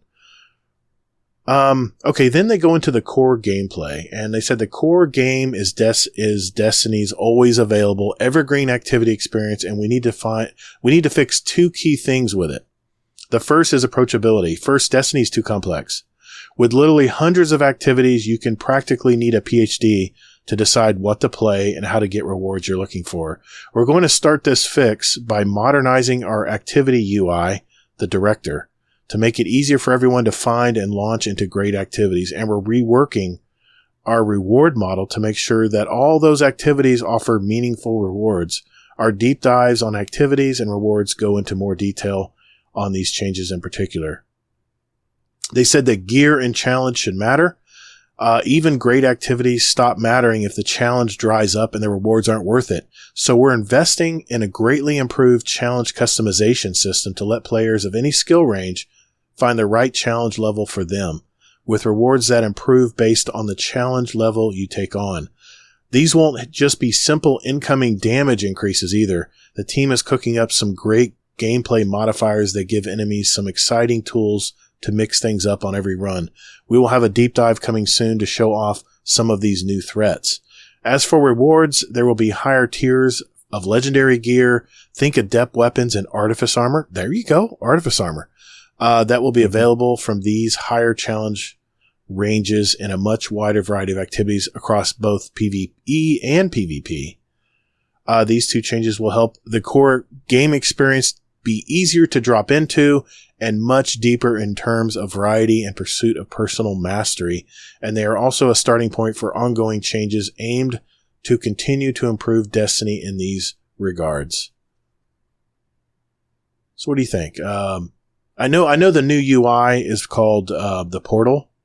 I did read these other articles, by the way. They're very, very, very technically written, and I did read them all, but it was tedious to read some of these. But the TLDR for me is I think they're making it where, at least for PvE activities so far, they said they're working on PvP and Gambit, so they're kind of setting those aside and trying to figure out how they want to approach those. But it's kind of a build your own experience, right? Yeah, pretty much. Yeah. So you mentioned earlier you really like this. Is this something you would definitely get into? Oh, most definitely. I will definitely get into like build your own Grandmaster. That sounds like a lot of fun to me. And you even said that was what you really like to do are the GMs. So yeah. See, here's the thing with GMs with me. When you pick a GM, everything's already been picked for you, and there could be one modifier that you hate to death. For me, it's blackout. It's like light switch. It's like you have no radar, and not in addition to no radar, anything that touches you, you're just dead. Well, okay, I'm exaggerating. You're not just dead, but it's like light switch in Destiny 1. For our Destiny 1 players, you remember light switch? You would get that light switch modifier that week, and you'd be like, "Nope, I'm out. I'm not with that. Yep. I'm not playing that." Because it would be frustrating. You'd have an invisible vandal come up and slice and dice you with their little electric knives, and you'd be dead, and you'd have to start all over again. Consoles might have, or controllers might have been broken back in those days with me. It was frustrating, man. You'd be like, "Wait, I hear one more somewhere. I can hear it somewhere." All of a sudden, clank, you're dead. And you have no radar to even detect them. It was not fun. Yeah. So they're making it where, they did mention they were going to rebrand for the newer player. So maybe this is their approach to that, is making it where you can kind of build your own level, and with each level you open up more and more reward paths. So I thought that was pretty cool. Let's see. Okay, there's a little bit more I'm gonna finish reading this article here. There's a little bit more to talk about here, and it is important. They talk about Apollo. They said, this is Allison Lures talking. She goes, "Hello, I'm Allison. I'm the D2 narrative director. I'm a fresh face at Bungie. I started doing narrative direction for seasons in fall of 2022, and my first Destiny 2 expansion was the Final Shape." Okay, then she is kind of new. "We're proud of the Final Shape and the ending we created for the Light and Darkness saga, and we knew that the episodes would follow would act as an epilogue," which is what I always said, "tying up Light and Dark's hanging threads, but also setting up for what's next. The episodes close doors and open new ones, purposeful ones, storylines that are set in place to prepare us for what comes next. And what is next is our new saga." That's all I needed to hear. Now that Light and Dark's over, I need to know, what is the next big story? What's the next big story arc, right? Mm-hmm. They said you'll see teases of it in the later 2 episodes, and then fully kick off with codename Apollo. The next saga is also based around a core theme. Much like Light and Darkness did, it will introduce plenty of new characters, factions, hear that, factions, twists, and more. There are a lot more here we will say eventually, but we don't want to spoil the journey for you. This will be a multi-year journey. Multi-year. one we can't wait to take you on. Our first expansion, codename Apollo, is a non-linear, character-driven adventure. That is a mouthful right there. Non-linear, but also character-driven adventure. Yeah. Okay. So what do we mean by codename Apollo is non-linear? Previously, in stories like The Final Shape, you experience a story as A to B to C to D in a nice straight line. In codename Apollo, our story takes place over dozens of threads you'll explore and discover. So when you land on a brand new location, the story starts at A, and then you can choose if you want to explore C first, or try to get into B, or maybe even investigate D. And the options you didn't choose, don't worry. Those other options are still open for you to go back and play through. You'll need to. Because the more you play and discover, the more the story progresses. So experiencing a certain number of threads opens up the next part of the story. The order in which you explore will be something you choose, but we will have built codename Apollo in a way the story always makes sense and flows from beginning to middle to end. There's no time gating, no waiting for the next drop. Codename Apollo's story unfolds based on player progression. I don't know about you, man, but that gets me excited. That gets me really excited. They show this whole new world here. It looks to me like the tower's fallen. It looks like an old tower, maybe. Yeah. And Kinda these weird cones everywhere. Didn't really say much. They said Destiny is at its best when it's mysterious, weird, and not afraid to try new things. This shift to nonlinear stories isn't something we're locking ourselves into, but it is the structure that fits codename Apollo best. The narrative structure of the releases that follow will be quite different, a structure to suit that game's experience. And we want to continue to innovate with each expansion across both gameplay and narrative. All right, they have one more thing they want to say here, and I just wanted to finish it off here. It says, Into the Unknown, this all sounds like a big change, and it is.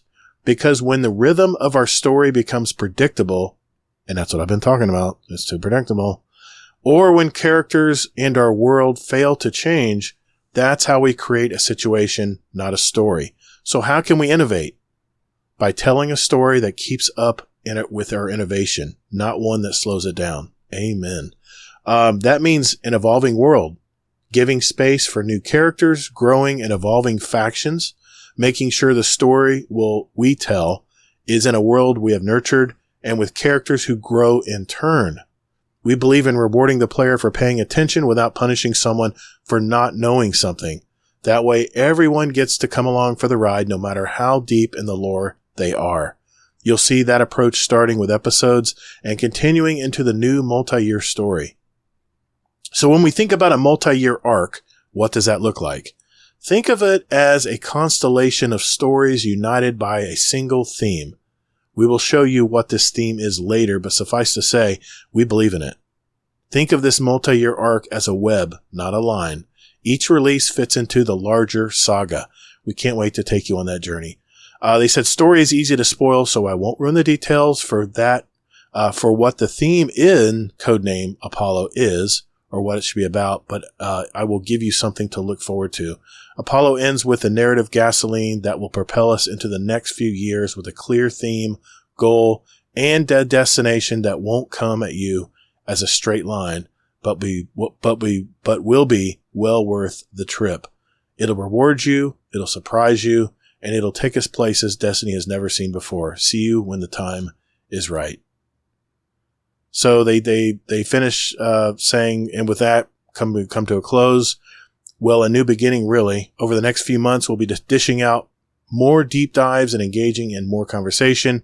We have no doubts the above breakdown of Codename Frontiers plans will spawn far more questions than we can answer, but we'll be looking to keep you up to date as we take flight.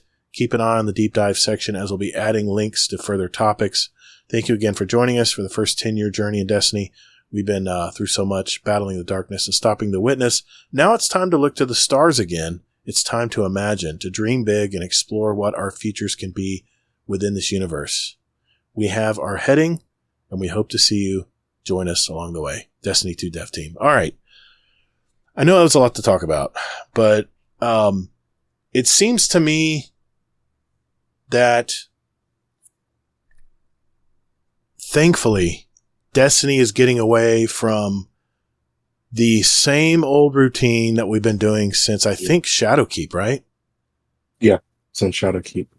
I would like to see better ways to earn Bright Dust in the future, because that is they always have the coolest stuff in the Eververse store, and it'd be nice if they gave us better ways to earn Bright Dust. It used to be you could just dismantle something you didn't like. If you got a crummy legendary ship, you dismantled it, and you got 100 Bright Dust. And over time you could build up your reserves. But I'm not going to go down that path today. I know people are tired of me talking about it, but I don't know, man. This gets me at least a little curious about the future of Destiny. At least gives me a little bit of hope. Is this something that sounds like something you're going to get into in the future, or is this not enough? It's not Destiny 3. It's not Destiny 3, but is it pretty close to Destiny 3 anyway? I think this is enough that it's not the same. They're trying new things. We've kind of had the same on and on. You have your one big expansion and your 4 seasons, or in this case 3 episodes. But it's glad that they're kind of getting away from that and starting something different with 2 expansions a year and 4 seasons in total. Yeah. And if they said that it's true that they're not going to reset the season, but every 6 months, then I really hope they have that prestige. I kind of have a feeling they're going to do something, because they already they kind of played with it with the 200 levels, with the 3 acts. So, man, I really hope they don't limit us to 100. I don't know about you, man, but once I hit 100, it's like, all right, I'm off to my other account, because there's really, other than Bright Ingrams, which give me the same ghost and ship, and occasionally 250 Bright Dust, it's just not enough, man. I don't know. Is it for you? Do you like getting the Bright Ingrams? Does that excite you? Not really, because it's about the same for me. I get like a legendary ghost or a legendary sparrow or ship. It's not very rewarding in the long run. And for me, it's usually, it may be a ghost shell that I don't have yet, but do any of us really collect legendary ships and ghosts anymore? It's kind of all about the exotics now, right? We have so many of them. Yeah. It's all about the cool looking exotics. Well, as I talked about in the TWAB this week, they kind of hinted to a new dungeon coming out with a contest mode for the next act in October. I think October 11th. I think it's the Friday of the first week of the act, of Revenant, the next episode. All these terms freaking in my head. But I saw a sniper rifle in there that we have been talking about for a long time. Did you pick up on that? Oh, yep. Good old Icebreaker. God almighty. Icebreaker. My favorite sniper of all time. Hopefully it won't be as broken when it No. Break it. No. Don't listen, Bungie. Break it. Make it broken. I'm perfectly fine. I'll just sit in the back of, I remember the Vault of Glass days. We would all have icebreakers. We would just sit in the back and just ping the Templar until it died. It was so much fun, man. We would get them all stirred up, and then we'd all just fly back to the back of the map, and everyone would just generate ammo, and just pick them apart. That was so much fun, man. Good times. So yeah, we got our first dungeon coming next episode. I'm excited about that. I'm curious to see what it's going to be about, being that it's more of a what's that? It looks fallen from the. It's not fallen. It's like the Scourge. Is it the Scourge? Is that what they called it? Yeah, Scourge. The Scourge. Technically, yeah. Which is kind of like it's kind of a convoluted fallen race, I guess you could say. Yeah. So yeah. So I'm curious. I'm curious to see what that's about. we Act 3, the story's done this week, even though I haven't finished it yet. I've heard good and bad things about how the story ended. I don't want to spoil it, including I don't want to spoil myself, but, I mean, is this kind of a welcome change? I mean, did you like episode 1? Is there anything redeeming about it that you liked? I mean, the weapons are nice, but, I think it was a failed opportunity. I mean, absolutely. Because all the Vex seasons they've ever done have just been mediocre. And I think the Vex is such a cool race. There's a lot that they could do with it. And I feel like they just miss out on every opportunity they get. It's too bad, too, because the Vex are the most interesting to me. Because of the Vex mind, they all share this consciousness, right? It's like a hive mind with the hive, but a little bit different. But the fact that they can go back in time, I mean, there's so much mystery when it comes to the Vex. But I'm excited, man. They're talking about new factions. I don't know if that means like Dead Orbit's coming back, or is that more factions like Mithrax, and different branches of our enemies. I wonder if it means new enemies, I don't know. A lot out there. Yeah. So what do you think overall, man? I mean, is this, I'm not trying to repeat myself here, but anything else you wanted to add, about this blog that they put out? By the way, the developer insights about the activities, the rewards, and the portal system is pretty much what we just talked about, how they're changing things. If those each of those blogs are in Bungie.net, and you can read them yourself if you like. I really don't want to get that technical tonight about it. I think we've already spent a lot of time on this already, but needless to say, it's kind of a build your own experience, which I could see that could be a lot of fun. Yeah, that could be a lot of fun. So if they do it right. I really think this is their opportunity to make the season pass resettable and go with that.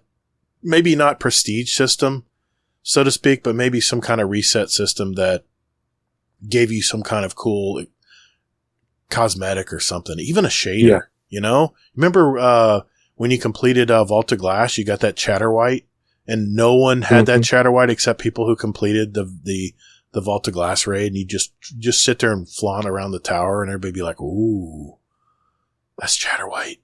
They did Vault of Glass." Yeah, we did. Yeah.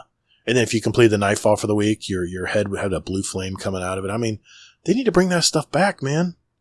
That's the stuff that made people really excited to play the game. But it has been 10 years. It's a 10-year-old game, and I've been listening to some other podcasts about it, and that Aren't Destiny podcast, and they're like, enough's enough, man. 10 years is 10 years, but why does it have to be enough? Why can't we keep going with this world? Just expand it out, you know? Yeah. All right. Well, thanks, man. Thanks for listening along with it. I wanted to make sure I read it out to our listeners out there. And I'm sure a lot of people already knew about this, but I just wanted to reiterate a lot of stuff here because there was a lot of language in here that really got me excited. The fact that it's gonna be a multi-year saga. It is a new saga, so we got a new storyline. Yeah. We got a new baddie that we're going to be, going up against, whatever that may mean. When I heard new factions, that got me excited. Hopefully. Yes, exactly. Hopefully. I mean, they said it was kind of like Light and Dark, but what if they brought Light and Dark Guardians? Oh, we've been talking about that too. Yeah. Yeah. And Bife will be able to come back and talk about all the new lore that they're putting into the game. So, and the fact that this new portal system, people can jump in, and I love the fact that it's non-linear because that means that people who've never played Destiny before can jump in and just complete a mission, like an adventure, right? Like adventure, those little staves that are around the world that you can just start it and start playing it, and then the story starts up. I love doing that stuff, and that's what I mentioned to Kings. I said, well, maybe not a total discovery world where you're just running into stuff accidentally, but maybe like have little tent poles everywhere, that little missions you could jump into, just little short missions, and start building the story up. I really think this is the way they need to go. If they're not going to do a Destiny 3, this is really the way they need to go. So, All right, man. Well, sorry, I probably talked your head off. I'm a little excited about this, man. I really wanted to talk about this week. So, yeah, I'm excited. This gives me at least some hope in the future of Destiny, and we'll just have to see if they produce what they promised here, right? Yeah, definitely. All right, good deal. So, Elmer Fudd Games. Play that intro music, sir. Oh, listen to the Guardian Downcast. Oh, it's a playlist. Yes. Ooh. And I've heard they've won awards for it and such. Thank you, Mr. Fudd. So this is the final segment of our show. So where we like to pick a song for our award-winning Guardian Downcast show playlist. A little sample of what myself and our guests like to listen to. And we invite you guys to listen to it as well. Just search for Guardian Downcast show playlist on Spotify. And we now have the link for Apple Music for your Apple folk out there. Like I said, the links are in our show notes down below. If you want to follow along and see what we pick every week and maybe even hit that random button and just listen to the music we all chose. We now have 1,215 songs representing all of us and all of our past guests. It's the songs we picked since our show started in July of 2019. So kind of like a little time capsule, if you will. Well, I'll start with you, Monty Money. What did you pick for your song ad this week and why? My song is All Yearn by Tyler Childers. It is a country song. I like it because it's a little bit out there for country music. It's kind of based off of like a trippy type album. Is it like a fusion country, like a new age like country song, or? Yeah, kind of. It's kind of new age ish. Okay, like new country. Okay. Yeah. I'll have to listen to that. I don't know that artist. I follow a little country, but not a whole lot. So awesome. All right. Well, thanks, dude. Well, the song I chose tonight, it's going to be in the opposite. It's going to be in the total opposite spectrum of what you just picked.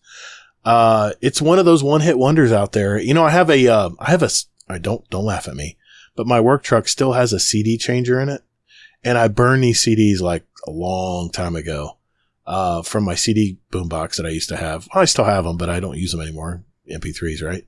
So, I had this disc that keeps playing, and this damn song keeps coming up, and I'm like, man, this has to be on our playlist this week. They're a funk band from New York City. They formed back in 1974. I know, I'm old. But their big hit was actually released in 1986. That's back in my senior year in high school. But I tell you what, this song dominated the airwaves back then. Everyone was jamming it, had a great boom, great bass line. And just once you hear this song, I guarantee you'll just start dancing, man. It's just that good a song.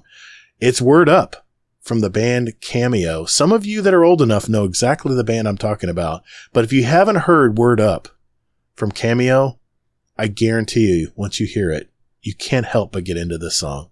So, yeah, I heard that at work several times this week. I was like, all right, that's it. I got to put that one. I got another one-hit wonder I'm going to put in, on one of the next shows, that's out there as well. So, cool. Well, thanks, Monty Money, for coming on the show tonight, man. That was a lot of fun.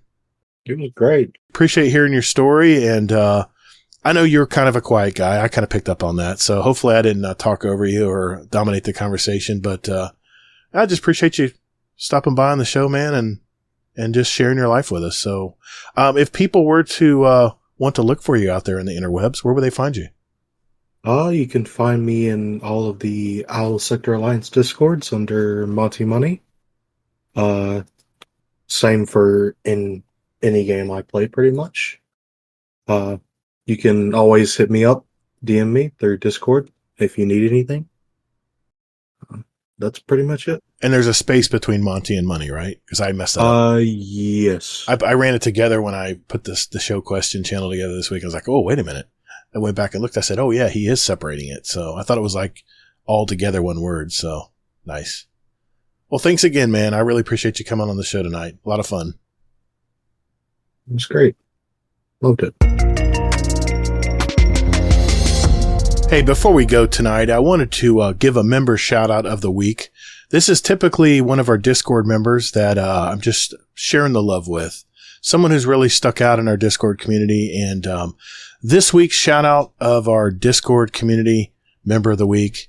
He's been a member for all 5 years now since the start of our community in 2019, July. And he checks in every morning just to say hi. He's one of our members from the great state of Illinois and is our electrician by trade. Thanks for hanging out with us, bud. And thanks for your membership as well. And that would be Mr. Chubby Wizard. I hope you and your family are doing well. And I hope you're handling that transition of one of your kids heading off to college, sir. Hope you've fully adapted to it. I have a feeling you have. But yeah, great shout out. Great community member. Thank you to Chubby Wizard. I wanted to thank all of the patrons of the show. Thanks to our patrons like our Gatorade patron. That would be Mr. Dunhinged. Thank you, sir. Hopefully you guys are enjoying the special Patreon episodes like the last one I released just this last week. If you're one of our patrons and you haven't listened to it, it's a nice behind the scenes episode. Check it out. Also, patron shout outs to our Dungeon Champion patrons. That would be Technical, Raffy, Wicked Trinity, and Deadpool 1 Merc. Thank you to our Raid Boss patrons. This would be Jealous, Frostbite, Amazing, Taco King, and Nico, aka Jersey.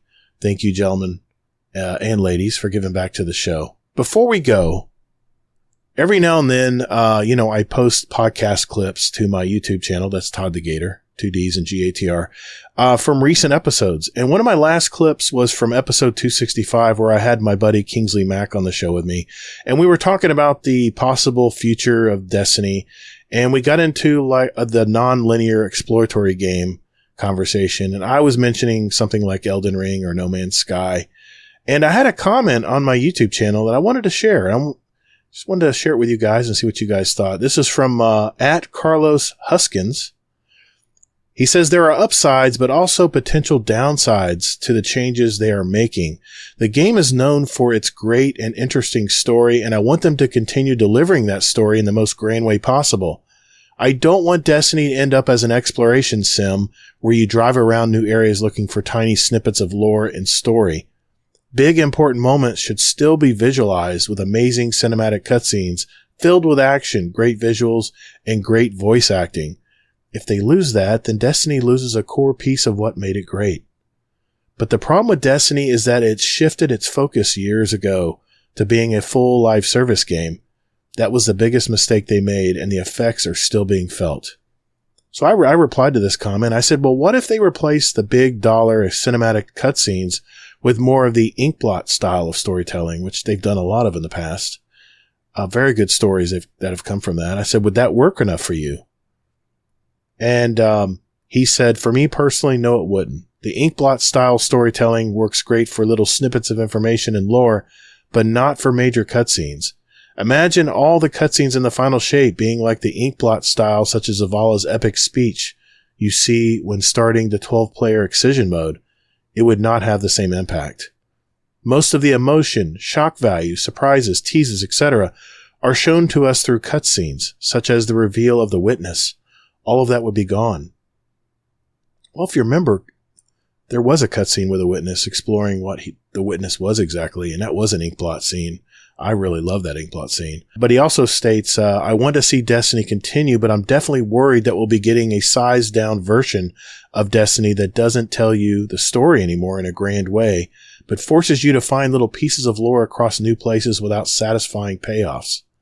Also, from a financial point of view, I would not agree with $40 or $50 euro, where I live, prices for these expansions. If they are smaller in size and don't have the grand way of storytelling anymore, then they cannot demand more than $20 to $25 euro. Well, here's the way I see all of this. Just last week, a lot of us were a little dismayed that Bungie might not have a Destiny 2 game in the future. The negative news and content cycle was in full swing, and to be honest, I was even feeling a little down on Bungie. I mean, that's always been the great thing about playing. There's always something to look forward to that was coming up soon in Destiny 2. Well, the way I see it, Bungie has now laid out their plan for at least the next few years of Destiny 2. And now that we have a general roadmap of how content will be delivered in the future, and also a new user interface where you can create your own activities, we can now have, at the very least, some confidence that there is a future for Destiny 2. Here's some of the key points that I picked up from this entire Bungie blog that has me excited, or at the very least, curious. The first thing is that they have a new saga in place that will create an entirely new story for the game, and in their own words, they believe in it. Second, when looking at this new user interface for creating activities, they call it the portal, I noticed a solo fireteam setting. You know, the one thing I've always enjoyed about Destiny, going all the way back to the original game in 2014, is that I could challenge myself in PvE and PvP with no help from a teammate, just all on me. This would fill my entire week sometimes trying to solo that really tough Nightfall strike. If I fell flat the first time, I would learn from my mistakes and try again the following night after work. I miss that feeling.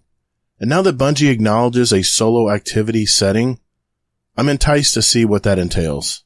The third thing I noticed is that this episodic model we're currently playing looks to be going away, and the more seasonal model will be coming back with free updates as well.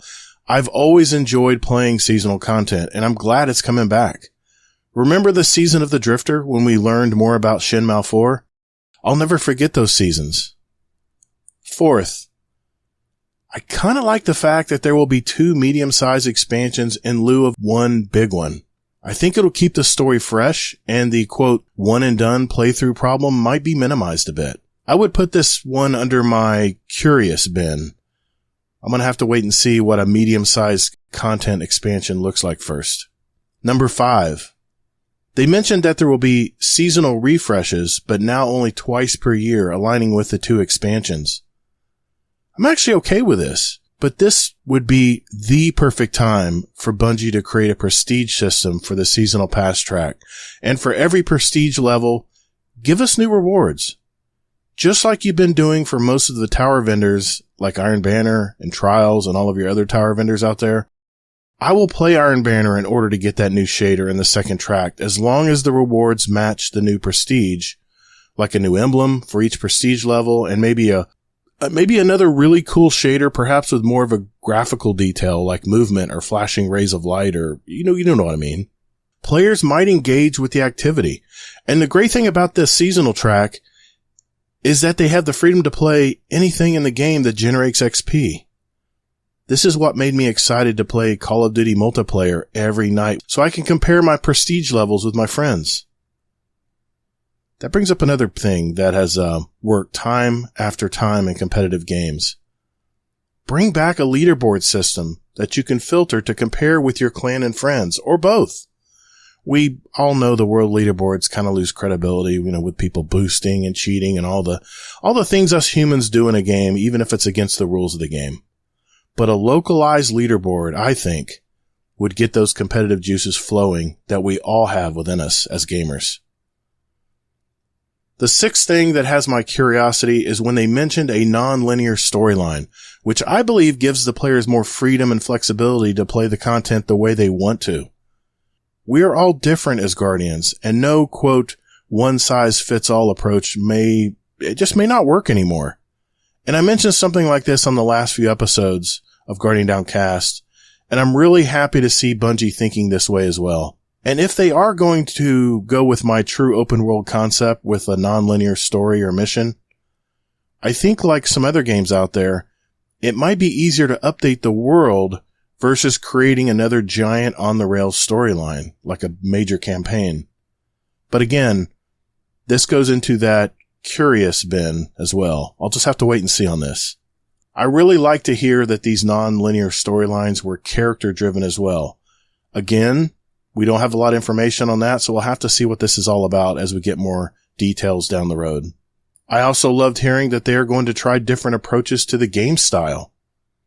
Roguelikes and survival shooters, they're real popular these days, and their survival first-person shooter game type zombies in Call of Duty Black Ops 6 will have me buying this game this fall, because they're bringing back the true round-based survival And you survive as long as you can. It's just a really cool thing to do, even solo, and add these localized leaderboards and it'll generate even more repeatable game to play. But I think this is the most important thing in all of what has been said this week, and why it might be kind of a dilemma that Bungie needs to solve if there is to be a good future Destiny 2. Bungie needs to figure out how Destiny 2 content can be replayable. Because if you look at the games that are thriving on the streaming platforms like Twitch, nearly all of these games, one, have been around for quite some time, and the reason they still exist is the fact that it is replayable content. Which brings me to my final point, and I know some of you at this stage will probably tune out, but I'm going to say it anyway. Bungie needs to refocus some of its attention back to player versus player. If there's one constant with long-running games, is that they have a player versus player element that thrives. Not only do you, Bungie, need to start creating more PvP maps, but also give us valuable rewards when accomplishing certain goals or wins in the game. I honestly love the core PvP games that have made Crucible what it is today. And those newer, more elaborate games don't really do it for me. But I've heard some of my PvE friends say it wanted to make them play the Crucible more. So what do I know? Other than there is a dedicated player base that loves Destiny player versus player and hybrids of it like Gambit. Oh shit. Did I just say the G word? Anyway.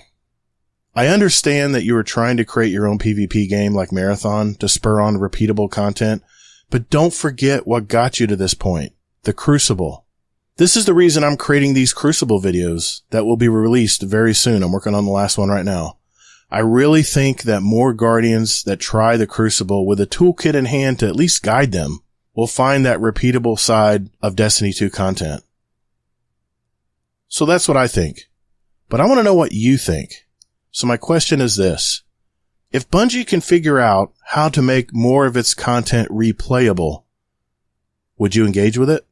In other words, if the new content that Bungie releases is not a quote on the rails format, would that excite you to play it more frequently?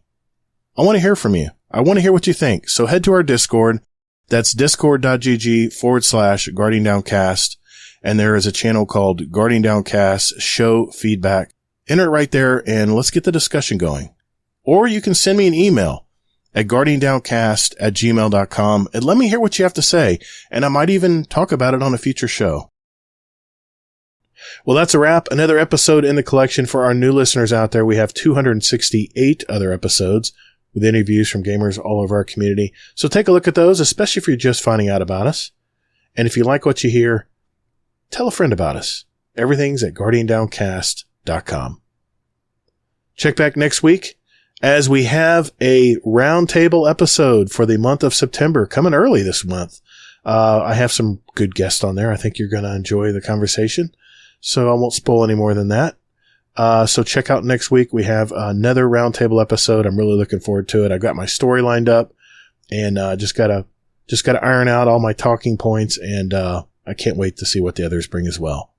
You can contact me via Twitter or X at Todd the Gator. That's 2 D's and GATR, Todd the Gator. You can find me on Steam, PS5. I have my YouTube channel, Todd the Gator, where I create videos to help new players, post podcast clips, even some commentary and opinion on occasion. I do also stream on that channel, so check it out. Every now and then I'm streaming something live with the community, and you'll see it in the Todd the Gator content channel on our Discord. That will alert you to it. I have a second podcast called the Destiny Help Desk that I've kind of reworked. It's kind of focusing on a singular aspect of Destiny 2, and it's more of a learning experience where I usually bring a friend of mine on that will help me explain. It could be anything from Crucible, build crafting, raiding, lore, all kinds of things. There's all kinds of great back episodes there where you can get some good insight into this game, Destiny 2. So check that out. The podcast you're listening to right now, it's on the same player. Just look for Destiny Help Desk. Remember, everyone, as you're playing Final Shape, Episode 1 Echoes, get outside. Touch grass. Monty Money, level 200. Come on, man. Remember, we're Guardian Downcast, your stories, your community, your destiny. and be good to your fellow Guardians in the Destinyverse. Defeat is not surrender, Guardian. Thank you all so very much for listening. And later, Guardian.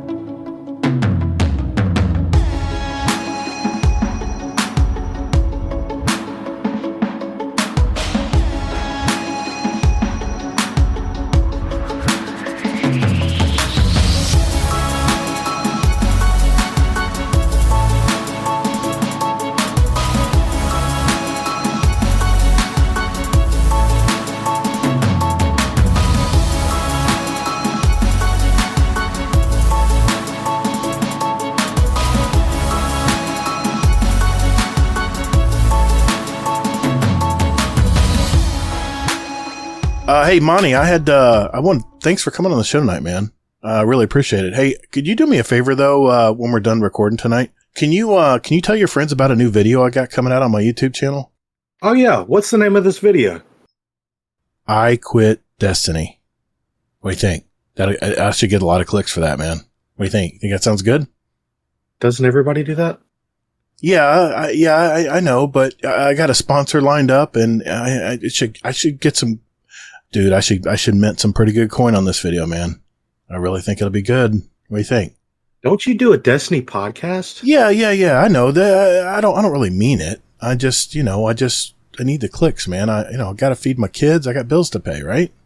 So, you do know they put a blog about the future of Destiny, right? Come again? A blog?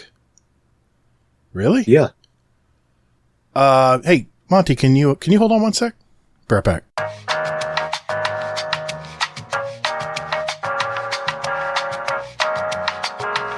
Hey, Monty, sorry for the delay, man. Listen, just forget what I said about that other video. I got a new one though. I'm going to be coming out with first of the week. I think it'll be much better, man. A new video? Weren't you just telling me about one? Yeah. I'll recycle that one for later, but I got a new video. I think everyone's going to love it, man. What's the new video going to be called? What's it about? It's called Destiny's Back and I'm Here for It. Delightful!